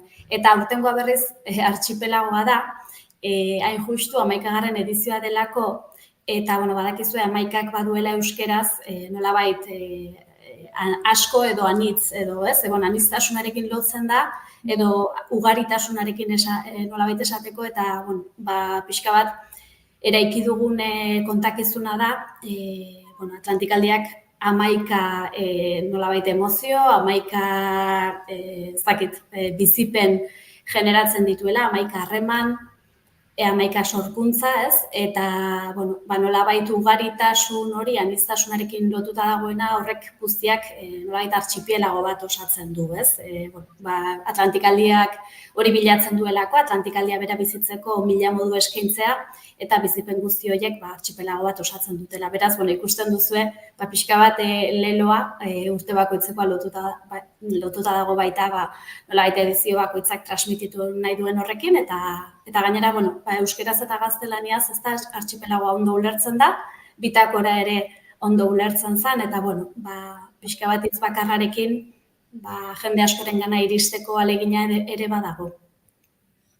Eta, hori guztia kontuan hartuta, eta aniztasuna ardatz, bizikletan adinik ez elkartearekin proiektu txiki bat jarri duzue martxan aurtengo ediziorako, ez da? Bai, Atlantikaldiaren ezaugarri garrantzitsu bat bada partaidetzarena. Eragile askok egiten diote ekarpena nolabait Atlantikaldiaren programa anitz eta aberatsari, eta egia esan oso ekimen interesgarriak dira elkartek beraiek proposatzen dituztenak, eta kasu honetan aurtengoan ekimen berri bat gehitzen diogu Atlantikaldiari. Eta uste dugu oso bat datorrela proposamen hau, nolabait Atlantikaldiak bilatzen duen aniztasun eta inklusioarekin, ezta? Eta kasu honetan, ekimen aipatu duzun ekimenaren bidez, biei zaharren edo adinekoen egoitza dauzkagu udalerrian, San Markosen eta Jesusen Bihotza, eta bizikletaren bidez jaialdira hurbiltzeko aukera eskainiko diete voluntarioek, elkarte honetako voluntarioek, bertan bizi diren egoiliarrei, ez? Eta iruditzen zaigu badala, jaialdia bera, ahalik eta jende gehienarentzako irisgarri egiteko oso modu ederra. Jaialdira, gerturatzen dira, herriko jende asko gerturatzen da, baina kanpotik ere jende asko hurbiltzen da, eta agian batzuk ez dute ezagutuko herria bera nola antolatzen den laugune ezberdin kokatzen ditugu, ezta? Hori da, kale jaialdia da, eta horrek esan nahi du, eremu desberdinak, baina aldi beren elkarrengandik oso gertu eta oso erraz, batetik bestera oso erraz mugitzea albidetzen duen jaialdia da. Garrantzitsua iruditzen zait aipatzea, kale jaialdia izatearekin batera doako jaialdia dela, alegia, ez dago aldez aurretik erosi beharreko sarrerarik, eta beraz, bai herrikidek eta bai bisitariek ere, nahi dutenean sar daitezke nolabait jaiaren eremuan, eta nahi dutenean irten daitezke, ez? Baina zuk ongi zenion bezala, jaialdiak berak, badauka nolabait antolaketa espazial bat, eta 4 dira jaialdiaren baitako guneak, ez? Alde batetik, nolabait, Zumardiaren atzekaldia lehendakari deitzen dugun eremu hori da, nolabait, kontzertu nagusiak gertatzen diren eremua, nolabait itxasargi nagusia deitzen dugun hori. Beste alde batetik, herriko enparantzarena beste espazio bat da, nolabait herriko enparantzak berak eskaintzen du, ez? Oso bilgune polita, oso bilgune atsegina, eta hor formatu txikiagoko jaialdiak antolatzen dira. Foru plazan, Xenpelar izenez ere ezagutzen den hori herriska izenarekin izendatzen dugu, eta bertan, esan dezagun familia girorako egokitutako espazioa dela.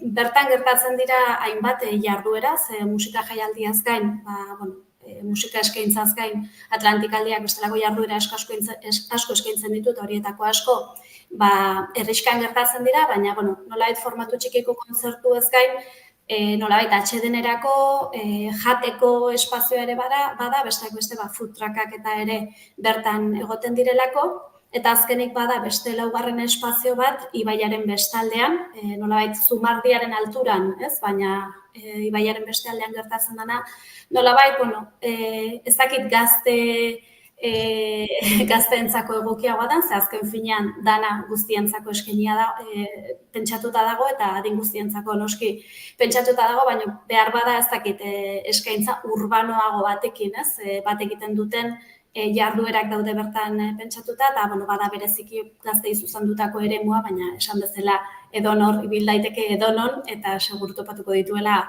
gauza interesgarriak. Eta nik uste dut, eremu desberdinek, eskaintza desberdina edukitzeak albidetzen duena da, batetik bestera, lasai ederrean ibili ahal izatea, eta eremu guztietan gertatzen ari danaz ere, jabetzeko aukera edukitzea.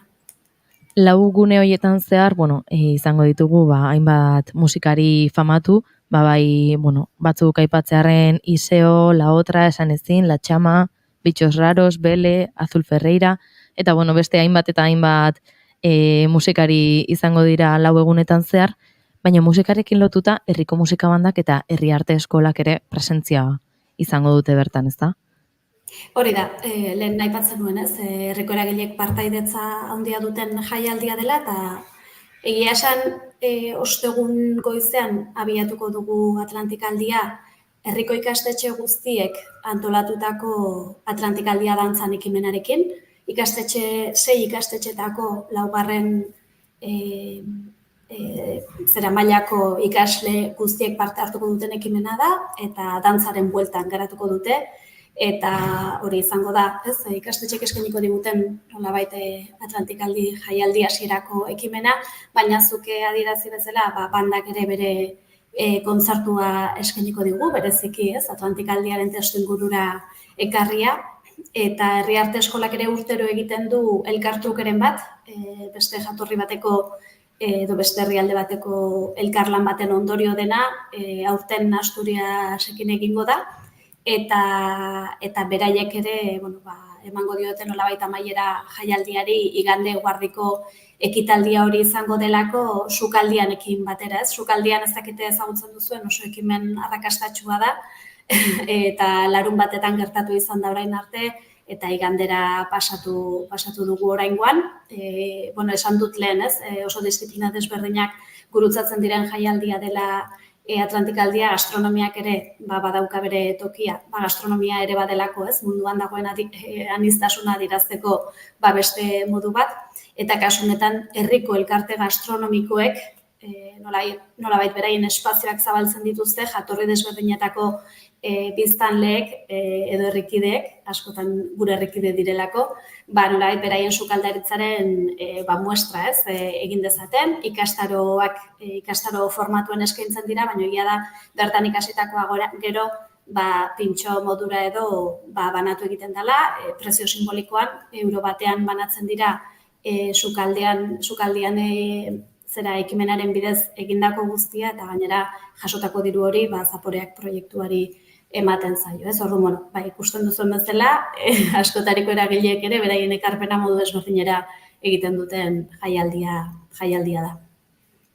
Sukaldaritzakoan aipatu nahi nuena zen, aipatu berri ditu aizpeak jatorri ezberdinetako sukaldaritzak ikusten direla bertan, han daude Galiziako gastronomia, Ukrainianakoa, Pakistangoa, Turkiakoa, Venezuelakoa, Egipto herriko gastronomia eta Marokoko gastronomia ere, eta tailer hauetan izena eman behar da. Baina, zorionez edo zoritxarrez orain entzuten ari direnentzat, esan beharra izen emateak agortuta daudela, eta ezin duela inork gehiago izena eman oraingoz, uste dut urtero gertatzen den gauza dela hori, ez da? Lehenik eta behin gastatzen diren edo betetzen diren tailerrak horiek izaten dira, ez da?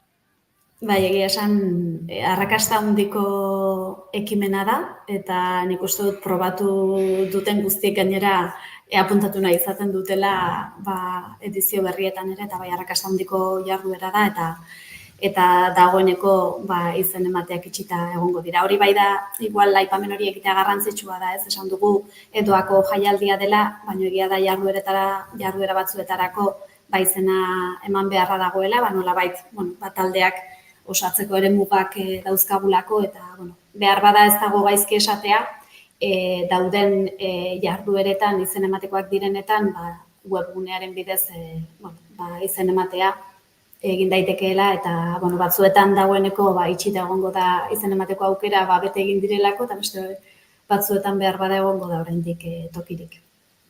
Edozein kasu jateko aukera denok edukiko dugu. Probatzeko duen bezala izpeak, badaude, izen emateko atalean hainbat aukera, padel surfa egiteko aukera ere agortuta dago, baina badago beste berezitasun bat dela, herri ezagutzeko aukera luzatzen diezue, bertakoi, zein kanpotik datozenei, eta bisitagidatu ezberdinak sortu dira, batzuk gaztetxoentzat prestatu direnak, beste batzuk donor joan daitekenak, eta horietako batzuk ere agortuta daude jadanik. Bueno, egia esan, zuzenean bezala berri hona da hori, ez da? Berri ez segundu bat, orain bai, aurrera izpea. Bai, ez, berri hona dela dagoeneko plazak agortuta egotea, baina bai, bisitagidatuek ere antolatzen ditugu, azkenean hasieran esaten genuen moduan jaialdiaren helburuetako bat badelako, ez? Nolait gogoraraztea gure herriak itsasoarekin eduki duen lotura, eta horrek aitzakia ematen digu, herria duela 5 mende, 4 mende, ez? Nolakoa izan zen, nolabait, kontatzeko. Gure gaur egungo alde zarrean oraindik arrasto asko daude iraganarenak, eta ondo dago hori guztia ezagutaraztea, eta egia da bisitagidatu batzuetan ere, aurrentzako gustagarriago edo gozagarriago egiteko joku modura edo jolas modura ere antolatuta daudela, eta horiek ere lekurik baldin lego oraindik, bera, horra aukera polita daukaten zulek izen emateko.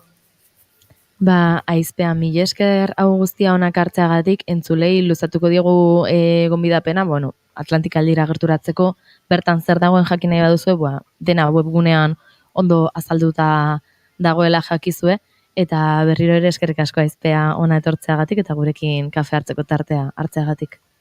Eskerrik asko zuei, plazarra. De Alto Centro voy para Balcanes y llego a Cuesta voy para Mayarí.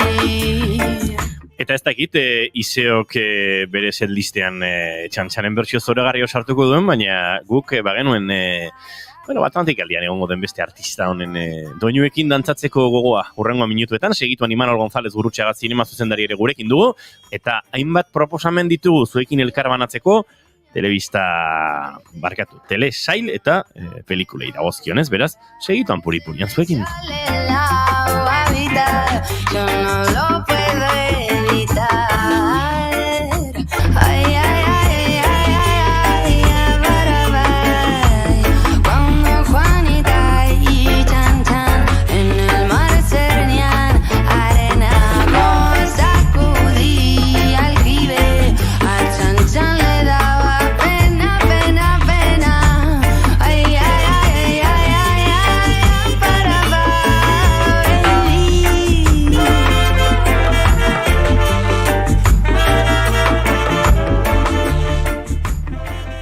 Kantu honen txantxanen bersio denak dira honak, kantua oso nadelako, baina oso bersio polita da. Egia da.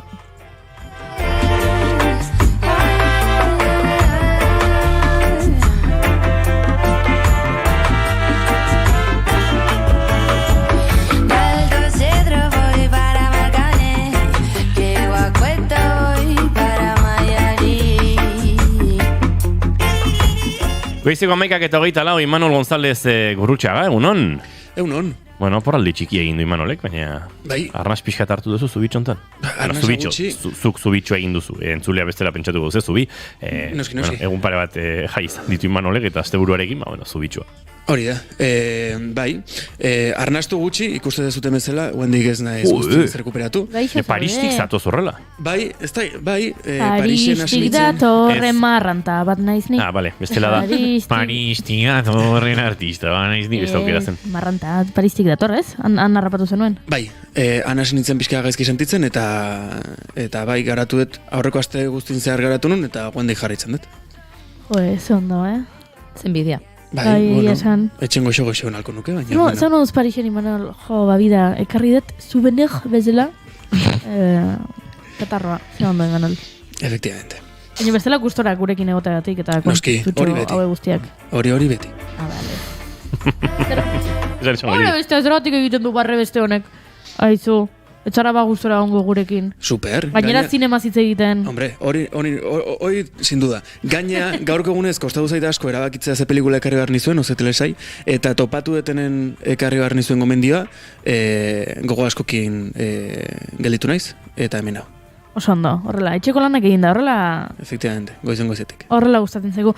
Gomendioekin hasiko gara, edo Emmy sariekin hasiko gara, duela ordu batzuk banatu dituzte Emmy sariak, eta agian, horrekin hasi edo horrekin amaitu, inigo. June, zen nahi duzu. Nere berentzek. Nik ingo nuke, horrekin amaitu, Ados, ze bestela, gero beti geratzen gara denbora gabe, gure gomendioak behar bezala defendatzeko. Ados. Batez ere ni, beti uzen hozela hor zigortu. Pardon, hasi, venga, aguro batean. Epa, hola nik hasi behar dut. Baina orduan... Gero denborarik gabe girotzen naiz. Baina orduan ezin dugu zinema jarri. Gero jarriko dugu. Bestia diozu. Bale, barkatu. Bale, gero. Lorsque vous conduisez une voiture, vous appliquez le code de la route. Les femmes enceintes, leurs passagers, c'est la vie. Mon corps n'est pas une voiture!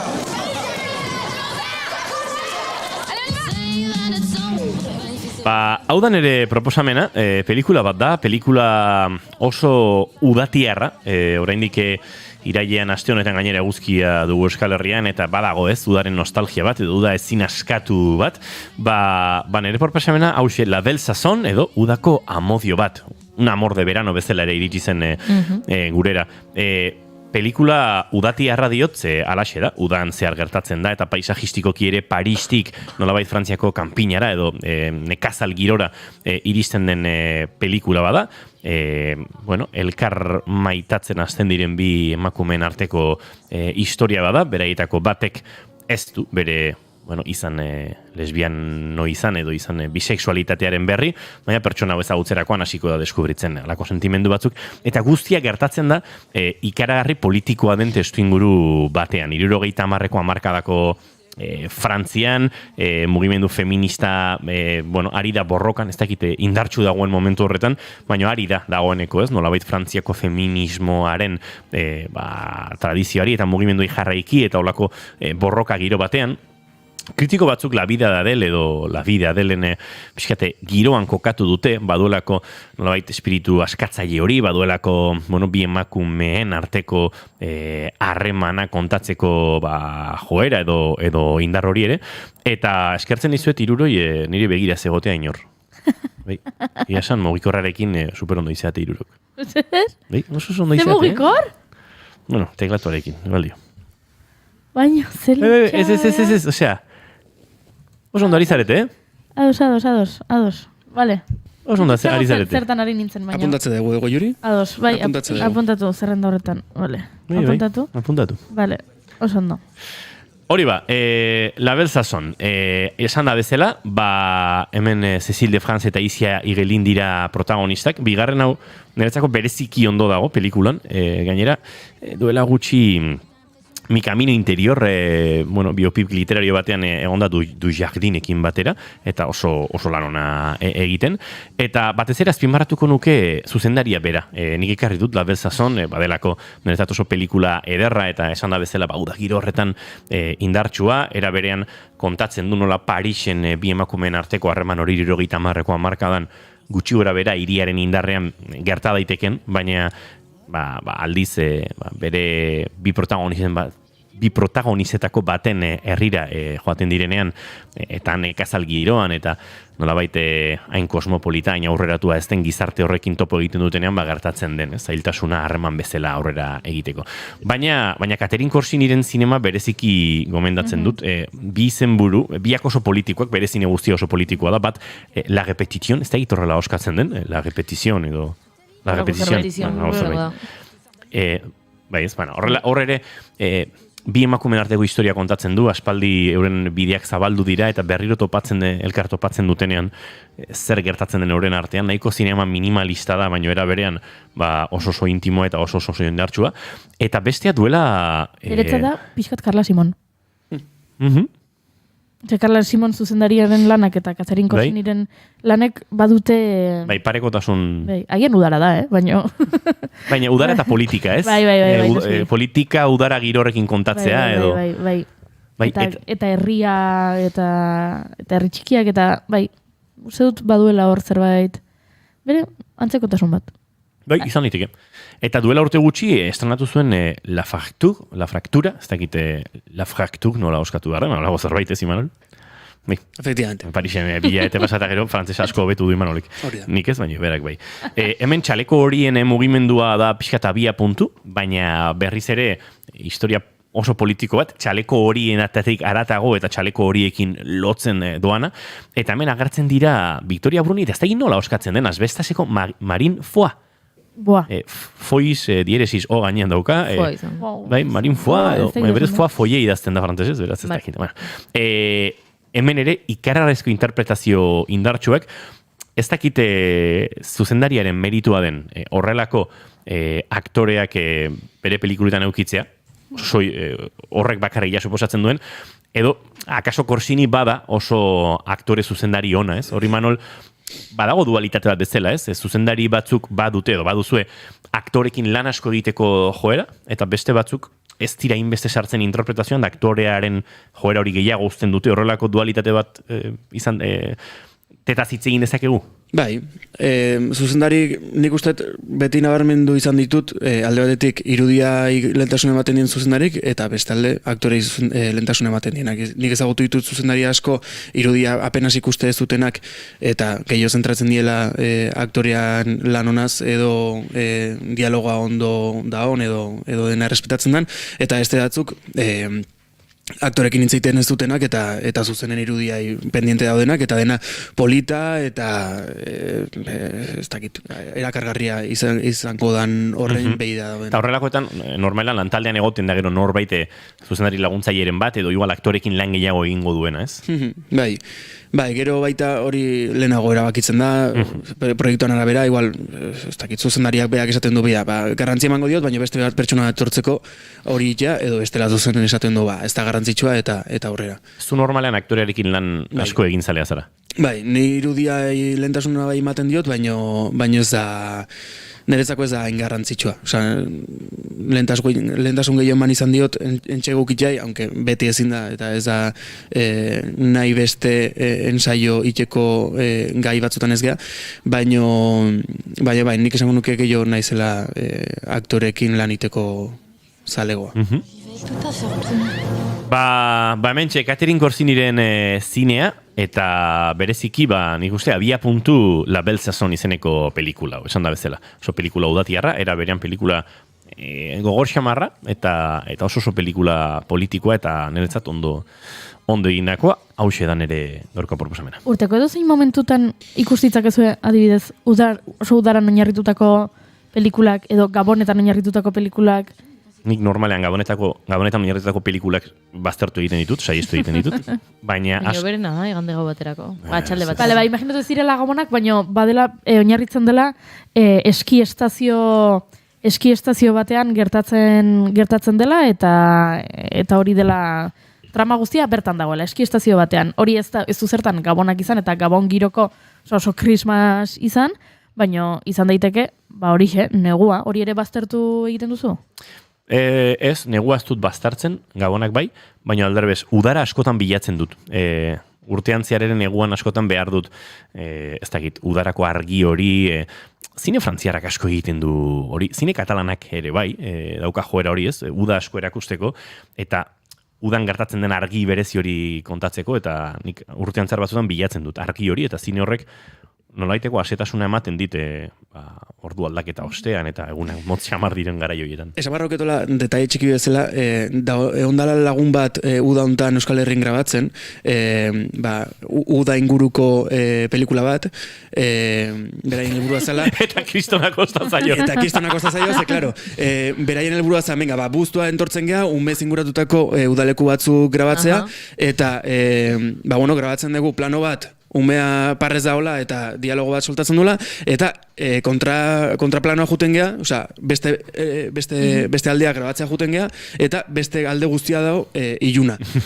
Orduan, flipatu dute pila bat, lantalde guztiak zekaienak Bartzelonako zien, eta flipatu dute pila bat, esate zuten karo, eta guain nola montatuko dugu. Osea, ez da sinesgarria alde baten euria dotea eta beste alden eguzkia dotea. Orduan, bueno. Zure lagun hori argazki zuzendaria da? Ez. Ez. Baino, okerrago da script.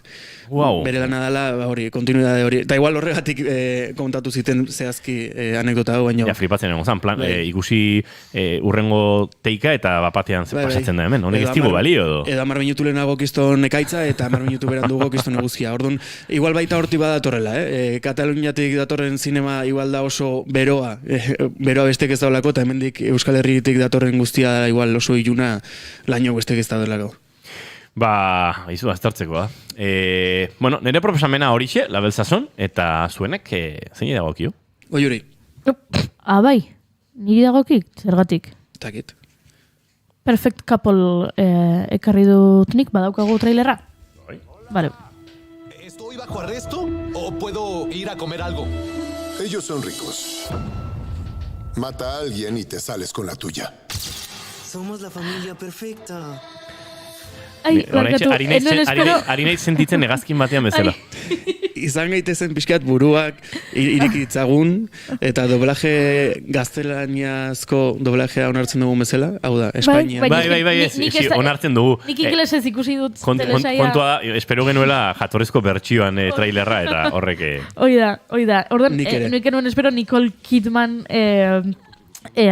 bueno, ego amerikanez hitz egiten entzutel, Nicole Kidmanek egiten ditu, hizkuntza murgiltzen da inbatetan, zebe Australian jaioa da, baino egin ditu pelikula batzutan estatu batuarraren paperak, Britainiaren paperak, baino, bueno, harritu gineiz, besterik ez. Eta nik esan dute gazkinarena, ze normalean, hemen zerbait bikoizuta ikusten balin badute, nekautan nagoelako, eta pixkate, erresago egiten zaidarako, ez? Bikoizketarekin ikusten, edo hizkuntza ez delako nik ezagutzen dudan hizkuntza bat, eta normalen espainolezko itzulpena izaten da, baina gazkinetan askotan pantaia txiki xamarra da, zoazela gazkinean erdi sobatuta erdi zaize, jartzen dut bertsio bikoiztua, eta nola, Amerika Latinara askotan bidaiatzen dudan, horrelako bikoizketa asko janditute gazkinetan, orduan batean izan da, koma hotxoiek, kokatu naute, boin batean hor...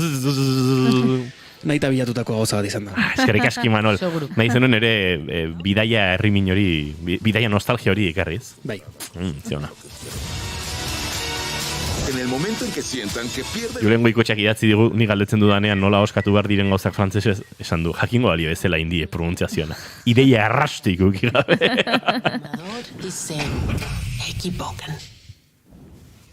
Bueno, aurkizuko izuet zer den hau da Perfect Couple, bikote perfektua. Netflixek estrenatu berri duen 6 ataleko telesail labur bat, ez ditu antzadenez denboraldi gehiago edukiko, hau da mini sail bat da. Nicole Kidman da protagonistetako bat, eta hoxe ekarri dut. Zer da bikote perfektua? Liv Schreiber eta Nicole Kidman ditu protagonista nagusitzat, eta esan dezakugu dela Agatha Christieren kontakizun klasiko baten, eta The White Lotusen goi-mailako klasearen kritikaren arteko nahasketa bat. Baina ez da, ez bata eta ez bestea bezain ona, Hau da Agatha Christieren elementu batzuk hartzen ditu, White Lotusen elementu batzuk hartzen ditu, nahastu egiten ditu, baina ez espero oso ona izatea, beste bi horiek gustatzen bali mazizkizu, Hau da, hortxe daude elementuak, baina gero kozinatu egin behar da, eta etzaie hain ondo atera osagaia. Osagaia ez errezeta barkatu. Kontua da, familia perfektu bat. Familia perfektu bateko inordeko aberatsi bat, klase ertaineko neska batekin ezkontzera doa. Baina ezkondo aurreko gauean, eta festa baten ondoren, neskaren lagunik onena hilda agertzen da familiaren etxean. Hortik aurrera, guztia karta gaztelu bat ezela erori egiten da. Eta familiako kide bakoitzaren trapuzikinak banan azaleratzen dira. Desleialtasunak, drogarekiko mendekotasunak, traizioak, finantzarazoak, sekretu iunak dena agerian geratzen da. Aldi berean, jereno honetan ohikoa den bezala, bertaratutako guztiak susmagarri bihurtzen dira. Orduan, zu ikusten ari zara eta zuk ez dakizu norden hiltzailea. Orduan, klaro, hor daukazu irudiak etxe zoragarriak, zesan bezala aberatsak dira, denok dute gainera biktimak akabatzeko arrazoiren bat, eta orduan, ikuslea dago, pentsatuz, zein izan ote daiteken. Agian Nicole Kidman da, dala familia ontako ama eta bere semeak benetan babestu nahi dituena, izan daiteke anaietako bat, izan daiteke drogarekin arazoak dituena, zein ote da. Zergatik ekarri dut, hau, esan bezala, osagai oso onak dituelako, batetik aktoreak, Bestetik, irudiak, zezoragarriak dira. Hau, gertatzen da, Nantucket estatu batuetako kostan. Nantucketen gertatzen da, eta, karo, ezkontza bat, familia beratxak, zu ikusten aizea, eta esatezu, baina ze etxe dia hauek, baina ze laku politia, baina ze barkuk, eta ze, da horrela, ezakit, ikusteko ze politia, eta nola asetzen zaituen, eta igual pentsatu ezakezu baita, zen azka matei batera beratxek, ez? Enbidia puntu bat ere, sentitu dezakezu horrelako etxeak, horrelako leku idiliko batean. Gero enbidiarik ez ikusita familiaren dinamika. Baina, bueno, gustatzen bali mazaizue, horrelako gauzatxo bat, hau da, estetikoki oso zaindua, eta oso politia, eta oso garbia, eta oso txukuna den zerbait, gustatzen bali mazaizue misterioa, eta gustatzen bali mazaizue Nicole Kidman, hau gomendatzen dut. Gomendatzen dizuet agian azkeneko atala ez ikustea. Ze misterioa argitzen da, eta oso gaizki. Hobeto tentsioan bukatzea. Hobeto ustea, zein izan ote da, eta horrekin, eta ez tokizu, eta hola usten baduzu, nitan maltxika. Hau da, bukaerarekin uste dut, telesaia izorratu egiten dutela. Piskat Perdiosekin gertatu zen bezala, ez? Niri Perdioseko bukaera gustatu zitzaidan. Niri baita, baino misterio hori niri adibidez gustatuko litzaidake ez esatea zertzan. Askoz zailagoa izan zen ala ere. Perdidos bezalako zazpi denboraldiko telesail, zientzia fikziozko telesail bati amaiera ematea, familia beratxi batean hilda agertzen da norbait, zein izan da hiltzailea. Eta asko zerrixagoa da horri amaiera duin bat ematea, eta hala ere ez dute lortu. Aipatu nahi nuke baita, ze White Lotus aipatut, egiten duela kritika hori, aberatxekiko kritika pixkat azido, ez? Hori gertatzen da, azkeneko urtetan ikusi dugu hainbat pelikuletan eta hainbat telesaietan, pixka bat aberatxen mundu horri barre egiteko moduko, barre edo kritika behintzate egiteko moduko ahaleginak, baina ez da iristen The White Lotusen mailara. Beraz, hemen ere gomendioa, hau da, gaurkoan ez baduzue ikusten ez da zer gertatzen, baina ikusten baduzue, nik uste dut gozatuko duzula pixka bat entretenigarria delako, bereziki giro hori, eta bereziki niri etxeak maitemendu egin hauelako. Ikusi beharko du. Azken kapitula izan gabe. Hori ez dugu ikusiko. Esan berri dute, inogo, ez baizu ikusten ez dela zer gertatzen. Baina, gomendio bat ekarri duzu, ez dakit. Behintzate justifikatzeko zergatik ez dugun azken kapitula ikusi behar, igual ikusi behar dugu, igual ez, baina, no sé. Piskate, ez du bali, ekartzea gomendio bat honea, inork ez ikusteko ere ez, piskat. Zeinek egin nahi du nerekin apostu. A ber. Ez duela ikusiko? Inogok ez duela telesaia ikusiko. Bueno, Harry Potter bezala, ez? Hori. Jarraitzen dugu. Astelenak ze polita diren, Astelena biharamon. Bueno, hori Netflixen duzue, ikusi nahi duenak behintzat, inogok ez du ikusiko, baino besteek ikusi nahi balin baduzue, Netflixen dago 6 atal dira, eta 6 atal izango dira, eta hortxe daukazo, estrenatu berri da. Seguro Netflixek gomendatzen dizutela, zegoentxe estrenatu da, eta hor agertuko da ikusienen zerrendan. Nik esaten dudanen ikusi beharko dugu ere bada pixkat. Esaldi nolabait zera. Nola esaten da? Retoriko bat, esaldi retoriko bat. Ikusi beharko dugu, hor dago, ikusteko aukera, nahi duenak ikus dezake, ez pixkat hortik gehiago. Eta giroa pixkat hemen... Juneren txanda, ez? Lokaztuta da hori? Maiskaltzen ari da. Juneren txanda. A ber, Imanol, zuregatik ez genunin aurreko astelenean zuetzinelako, ez genuen egin puripurian, eta bain ez ez egin nahi? Bain genuen, baina zu gabe. Bai. Orduan, astelenean esan dut. Astelenean esan dut. Bale. Nola, asteazkenenen genuen eta ni izan lehenengoa, oain azkeneko esan bardet. Bale. Nik ekarriko dut Beetlejuice. Dula 10 egun estrenatu zen film hau, eta oraintxe bertan zineetan ikusi daitekena. Puripurian. Bueno, aipatu nuen duela hilabete batzuk, albistea zabaldu zenean film hau argitaratuko zela, ekarri nuen Beetlejuiceen lehenengo filma, eta bigarren hau atzo ikusi nuen, eta oso pozikaten nintzen zinetik. Ze beldurtu da joan nintzen, bigarren aldi horiek, edo bigarren bertsio horiek, nolakoak diren ikusi dugulako batzuk eta beldurra nuen ea... Gain baloratuta daudelako? Ba, hau ez dago gain baloratuta. Ados. Bueno, Michael Keaton, Winona Ryder, Catherine O'Hara, Justin Theroux, Monica Bellucci, Arthur Conti, Jenna Ortega eta Willem Dafoe dira batez ere gehien ikusiko ditugun aktoreak film guztian zehar. Eta, bueno, bertan ikusiko duguna da, duela 36 urte aurrera egingo du historiak berak, eta Lydia Ditz, Winona Ryder gaztetan Beetlejuice ezagutu zuen horrek, orain heldua da, alaba dauka, Astrid izenekoa, eta bikotea Rory. Bueno, bikotea ez da Astriden aita, eta bikoteak barre asko eragin zituen atzo behintzat zineman, delako erabat, ez dakit nola esan, berekoia da, jendea erabili nahi du beretzako, baina oso tontoa da. Orduan, bueno, barre algarak sortu zituen zineman behintzat. Eta ikusiko duguna da, Lydia Ditzen aita hilko dela justo bera Beetlejuice berriro ikusten hasten den momentuan. Eta aita lurperatzeko bueltatzen dira Winter River herrira. Eta han hasiko da historia guztia denak okerrera egingo baitu. Dauzka film honek, gauza batzuk gustatu zaizkidana, gauza batzuk ez zaizkidana gustatu, eta zaidana gustatu da lehenengoan bezala, bigarrenean ere azkar konpontzen direla tramak bukaeran, historia guztia oso ondo doala, baina batean bukaeran oso azkar konpontzen da arazo guztia, baina hala ere lehenengoan mailan jarriko nuke. Eta pixkat dauzkana honak dira masaia hori edo hildakoen mundu guzti hori gehiago ezagutzen dela, bertan pasillo... Masaia.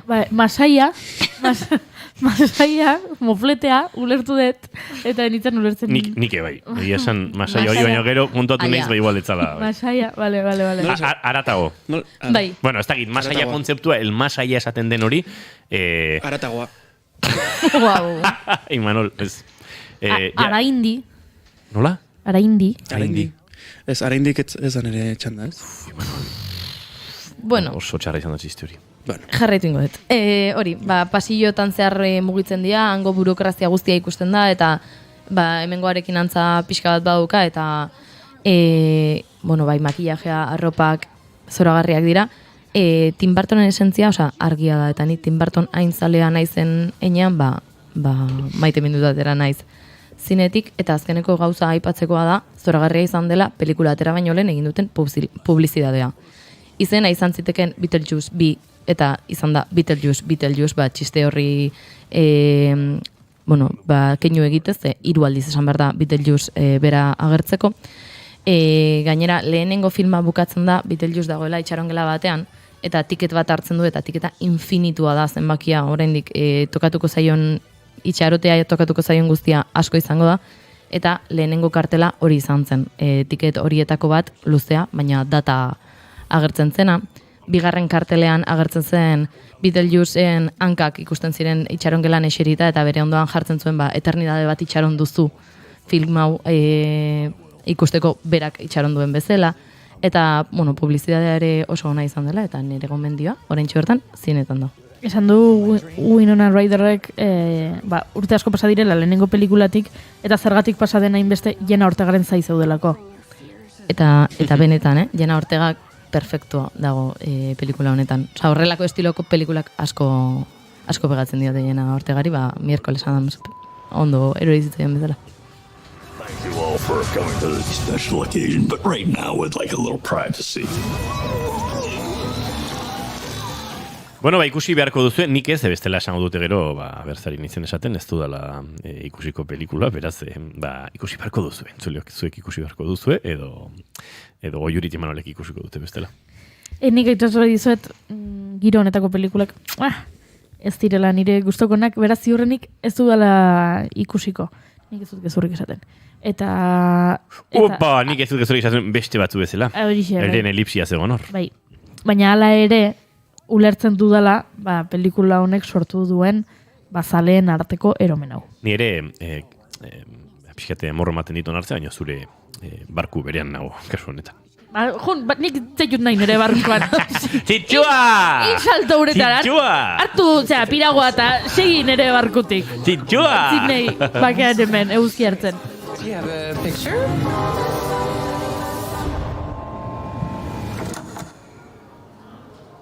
Imanol? Bai, oengontan, eskatu baizuet laguntza zuei itzulpen egiteko, ze enaiz atrebitu, enaiz ausartu itzulpen egitea. Gaurko gomendioa izena du Dream Scenario. 2023ko pelikula bat, Christopher Borgli zuzendaria dana, eta aktore nagusia dana, guain aztu intzait eta ez da puntatu. Bai. Nicolas Cage da? Nicolas Cage, bai.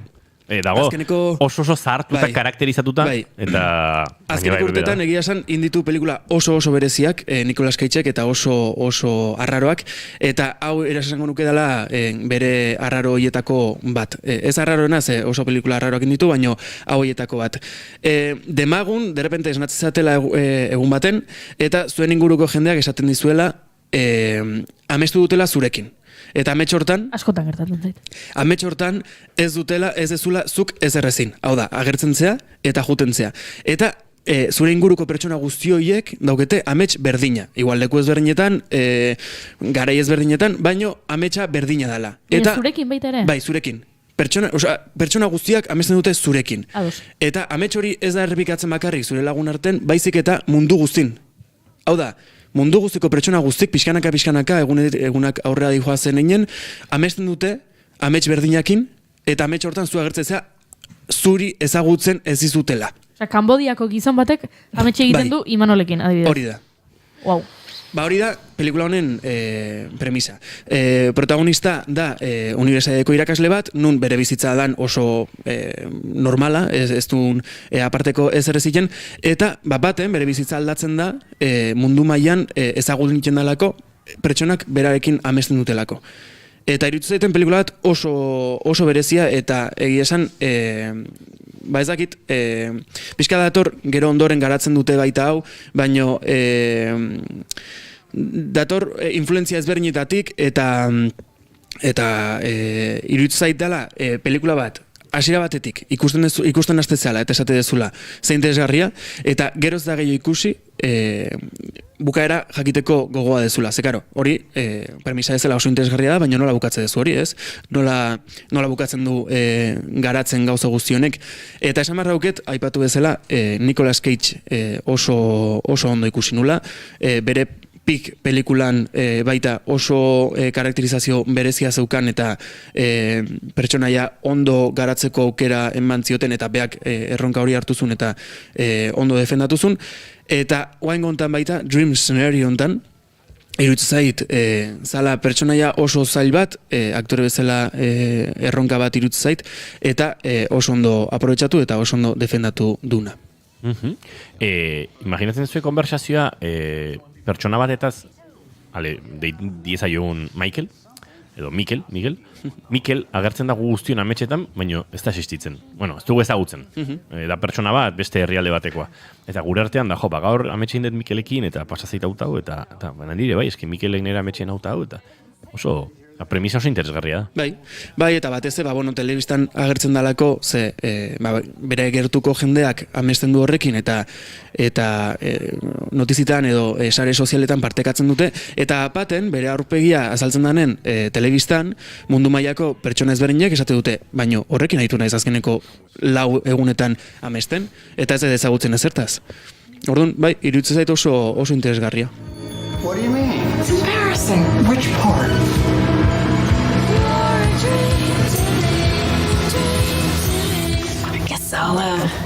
Guess I'll see you in my dreams. Of course not. Dream Scenario. Ez dakit, bai, ametxezko eszenarioa, edo ametxen eszenarioa, ez dakit. Bai, hortik gehiago. Ametxetik gehiago, ametxen eszenarioa. Bai, nik urtek esan nuke. Eszenario hori, pertsona guztien imaginarioan, ez dakigu berdina den edo ez, baina bada, meitzat gauza bera gertatzen bada, zerbait badu antzekoa. Bai, nik uste joku bada hola hor... Baina ametx berdina da ez? Baina ametx berdina, leku berdinean gertatzen da. Ez. Hori da, horretik. Bueno, bai, eszenarioa oso kontzeptu zabala. Bai. Ez dakit, bai. Izan daiteke gertatzea New Yorkeko kale konkretu batean amets hori edo bakoitzari bere eguneroko kale edo etxean edo inguruan gertatzea beraz dakigu. Bai. Ba, Dream Scenario. Gustatu zait asko, kontzeptua. Bai, esan... Batzuetan gertatzen zait kontzeptua gero obra baino gehiago gustatzen zaidala. Karo, kasu honetan zuek ulertu, dala, pertsonaia bat oso egunerokotasuneko pertsonaia bat, hau da, oso, hori, bere egunerokotasun hortan oso lotuta dauna, eta ez duna inungo atentziorik lortzen egunen zehar, eta baten da mundu mailako atentzioa jasotzen duen pertsona bat. Orduan, horre baita, horren garapena baita, ez dala garrik hor gelditzen, baizik eta garapen hori baita interesgarria dala. Oso ondo, Imanol, gustatu zait. Bai, nire bai. Eta ados nago jurikin batzutan kontzeptu izaten da lana baino hobea eta orduan. Bai. Venga, aste honetan libre baldin mazabete eta ikustu da zute, urrengo astean komentatze dugu, edo behintzat aipatzen dugu, aber, gustatu zaizuten edo ez, eta pasatzen dugu zuen komendiota. Ados. Gustatu zaizuten, pixkate oarso aldeetu zaigu oiarritarra. Bai, nintzen bentsatzen. Gustatzen hau pelikula kontzeptu. Hori da, oi hartzuneko esklusibitate bat. Esklusibitatea eta hankasartze bat, baina dezute hori, hori... Nik esaten. Nik uste, bai, bueno, oarso aldetik araxiego igual ere, bai, lezotik ere esaten da, lezo, horere eta errenteri inguru horretan ere bai. Bai. Eta askoz gehiago ez, inguru horietan. Bai. Horre inguruan, nik bestela ez detentzun normalean uste dut. Baina gaur adian itzuliko za. Eta azkeneko minutuak probestuko ditugu Emmy sarietaz hitz egiteko. Emmy sariak izaten dira telesaiei ematen zizkien sariak, oda Oskarrak bezala, baina telesaiei buruzkoak. Duela ordu batzuk egin dituzten Hollywooden, estatu batuetan, eta ze esan dezakegu, zalantza gutxi zegoela, ezta? Irabazleekin nahiko aurre ikusita zegoela gertatuko zena. Horixe izan zen kexa nagusia aurreko edizioko Emmy sarietan baita ere, dena oso garbi zegoela, eta urtengoan adituek abisatu ziguten kasu bera izango genuela. The Bear lanak palmaresa estrenatu zuen komedian antzez taldeko aktoreekin, Ibon Mos Bakrachek irabazi zuen, eta hori nahiko aurre ikusia zegoen, eta Liza Kolontzaiasek irabazi zuen hori etzegoen, hain aurre ikusia, eta kategoria hori irabazi duen lehen latindarra izan da. Gero The Bearrekin jarraitzeko Jeremy Allen Whitek gizonezko aktore honenaren saria eman zuen, eta orduan ja hasi zen jendea esaten, Jesus, aktoreen sari guztiak The Bear telesaiak eramango ditu, hau da, bingo egingo dute. Baina ez da gertatu. Ze emakumezko aktore honenaren saria, Jean Smartek irabazi du Hacks lanaren gatik. Beraz, aktoreetan, badena zegoen, ja, aurre ikusita, ez da sorpresarik egon. Sorpresak gehiago egon dira, beste sail haian kreatiboagoak direnetan, ez? Haian gidoia edo zuzendaritza lanetan, ze adibidez, hortan irabazi du Will Smithek, gidoi honenaren saria, Slow Horsesen gatik, eta mini sail baten, telesail labur baten, zuzendari honenaren saria, Steven Zailienek irabazi du Ripleyren gatik. Ripley zuka ipatu zen nigun, Imanol? Ez. Norbaitek aipatu duen, bai. Uste dut norbaitek aipatu duela. Beraz, hori ez, sorpresa gutxiko gaua izan da, omenaldien gaua izan da, omenaldi asko egin dituzte, eta pixkat negarra egiteko gaua ere izan da. Bueno, eman du zerbaiterako. Beraz, guk agurtzeko orduare badugu eta nolabait bigarren kafeak gaur ere eman du zerbaiterako. Esaterako indiokerrek esateko horeretan, dezute baino zute esaten da. Bai? Bai, ez pixkat dezute. janiten dezue, Orduan, zute. Dezue esan behar egun momentuan, dezute sartzea normalagoa da zenik zute esaten dut. Orduan, dezute. Ondo da, indioker eta txateko guztioi bilar arte, Junior Romateti berguren datorren aster arte, Imanol gainera datorren astean zinemalditik ikusiko dugu elkar. Imanol González Gurrutxaga zu ostiralera arte, ze zinemaldian egunero izango da Imanol González Gurrutxaga gurekin, bere kritikak, nabarmentzeko kontuak eta bestelakoak ekartzeko, eta goiuri zeizaran diazu, bilar arte, bilar hemen izango gara. Agur, agur. Entzuleok, zaindu asko, musuak, eta besarkadak, aio.